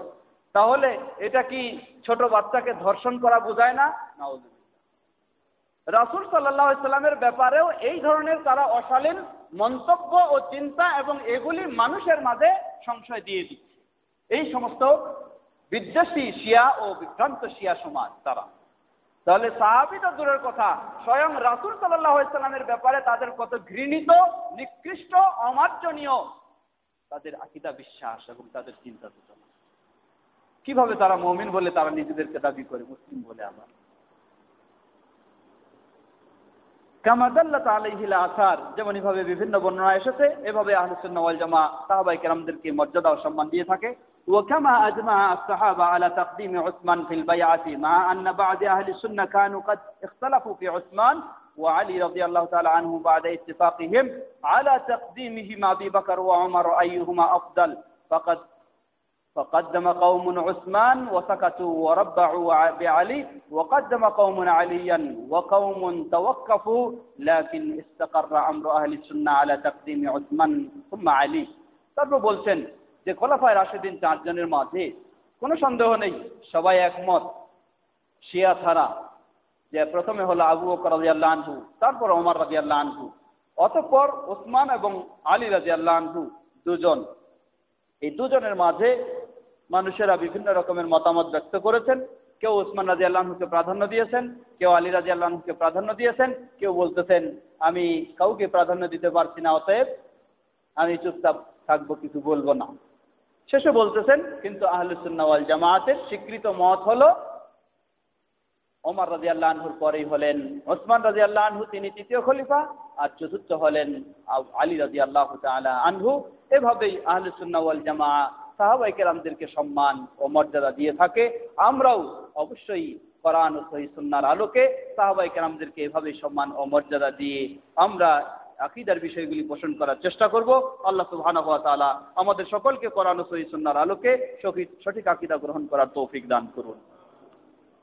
আজকে যে বিষয়গুলি বিশেষ করে তাকদীর এবং সাহাবায়ে কেরামদের বিষয়, সাহাবীদের বিষয়ের মাঝে আরেকটি গুরুত্বপূর্ণ বিষয় ইনশাআল্লাহ আজকে সময় নেই, কালকে সুযোগ হলে কথা বলবো। সাহাবীদের মাঝে পারস্পরিক যে কিছু সাংঘর্ষিক অবস্থান ঘটেছে সেগুলির ক্ষেত্রে আহলে সুন্নাহ ওয়াল জামাত বা আমরা কি মনে করতে পারি এ বিষয় নিয়ে কালকে ইনশাআল্লাহ কিছু কথা বলবো। আজকে আমরা এখানে শেষ করছি। এতক্ষণ যাবৎ যে বিষয়গুলি আমরা শুনলাম সবগুলি যেন আমরা সঠিক দলিলের আলোকে ভালোভাবে জেনে বুঝে উপলব্ধি করে আমরা মেনে চলতে পারি। আল্লাহ আমাদের সকলকে সে তৌফিক দান করুন। যারা ধৈর্য সহকারে বসলেন শুনলেন, আল্লাহ রাব্বুল আলামিন সবাইকে জাযায়ে খায়ের দান করুন এবং আমরা যেন কোরআন ও সহিহ সুন্নাহর আলোকে পরিপূর্ণভাবে ইসলাম মেনে সকল বিভ্রান্ত দলগুলির সংশয় থেকে মুক্ত থেকে সঠিকভাবে রাসূল সাল্লাল্লাহু আলাইহি সাল্লাম ও সাহাবায়ে কেরাম এবং সালাফদের সঠিক আকীদা বিশ্বাস ও মানহাজ বা পদ্ধতির উপর আমরা প্রতিষ্ঠিত থাকতে পারি। আল্লাহ আমাদের সকলকে সে তৌফিক দান করুন। সুবহানাকা আল্লাহুম্মা ওয়া বিহামদিকা আশহাদু আল্লা ইলাহা ইল্লা আনতা আস্তাগফিরুকা ওয়া আতুবু ইলাইক। আসসালামু আলাইকুম ওয়া রাহমাতুল্লাহি ওয়া বারাকাতুহু।